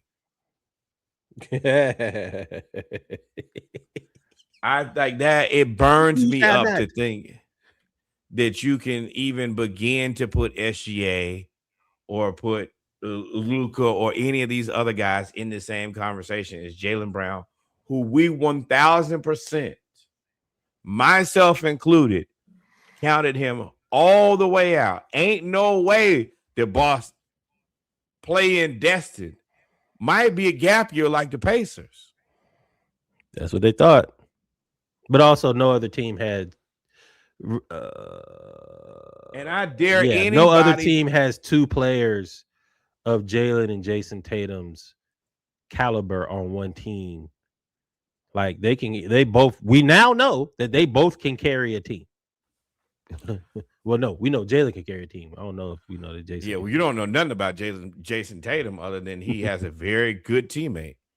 And I've always thought that Jaylen Brown was better. I think that I feel a lot more confident now in saying that. Y'all are entitled to your opinions, but for him not to be the MVP and not have anybody who's going to be an all-star, be all NBA, all defense, all nothing. The best player that he's consistently played with all season is Derek White. Derek White's not bad. And he also who's the best? Who has been one of the best coaches, if not the best coach in the league? Joe Mazzulla. Fair. And I will give you all of that. But I had to execute with the no names, with the pips. You can call all the best players in the world. You want to know what they can do to me? Just guard me alone. I mean, they play the same brand of basketball that OKC plays. Yeah, minus they give the ball to and J-Dub. J-Dub was out forever. Okay, but you had Chet. Yeah. Chet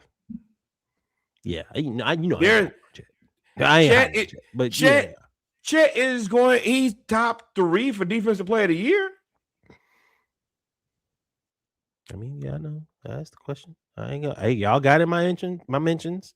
Got in my inbox. Y'all was hollering about Chet over there in the Dust Bowl, but I ain't that high. I mean, I understand what you're saying. I agree. Jaylen Brown should be number at least 2, if not 1. I think SGA, again, we know what these are. It's the same way Jalen Johnson got most improved player. I'm sorry, a player of the month. Like we knew it, even though Nickeil Alexander-Walker should have got it. It's the best player on the best team is going to get the MVP. And I mean, Ant's hurt. It is what it is. And nobody likes Luka. I'm fully on that train now. Folks just don't like. He scored 100 points in 2 games. And he also he's not in the league. He's not this. He's not. Ayton is still good. LeBron is still LeBron. Ayton is not good. Ayton's tall. No, man. I don't like to say the issue I think that I have with Ayton, but is he good? Yes. I just think the low basketball IQ is the best way I can put it. Low awareness. But the kid is talented. Low sense, but ain't got no sense. I mean, sleeping on air mattresses and he's averaging 12 and 8 with no sense. But We ain't gonna talk about that man no more. Dawn will beat Gino's ass. She said that she meant it. What else? What did we miss anything? No, Oh, man, so wonderful time. 3 hours and 30 minutes. Wonderful time in Atlanta. Optimism, hope, all of the above. Keep your head to the sky. Number one. More black baseball. Shout out to Drake Baldwin proving us right. Number 2, what up to Kev in the back? What up, though? Number 3, the historically black college university your cousin went to, your auntie went to, you went to, the person used to laugh at Kiki in the back of church. Send some money over there. The historically black college university in your neighborhood, the one for homecoming, step shows, probates that now cost. It's a different conversation for a different day. And everybody probates on the same day. Reggie finna piss me off tonight. God, just in the gym. And why are we splitting the money? You didn't come to see all these probates the same way. Let me tell you, it's a lot of y'all that was Otis, and ain't nobody came to see you. But with that being said, also $18.68 to the greatest learning institution in all the world that gave me a degree, Reggie a degree, Kevin a degree. Please support Black creators, HBCUs, and Black people in general. Adios, mi amigos. God is love. Until we meet again, y'all be safe. We out this thing. We out of here. Peace. Y'all stay to y'all like, follow, subscribe. Love y'all. As well. For collaboration, booking information, or any other inquiries, visit our website at www.thesplashcast.com.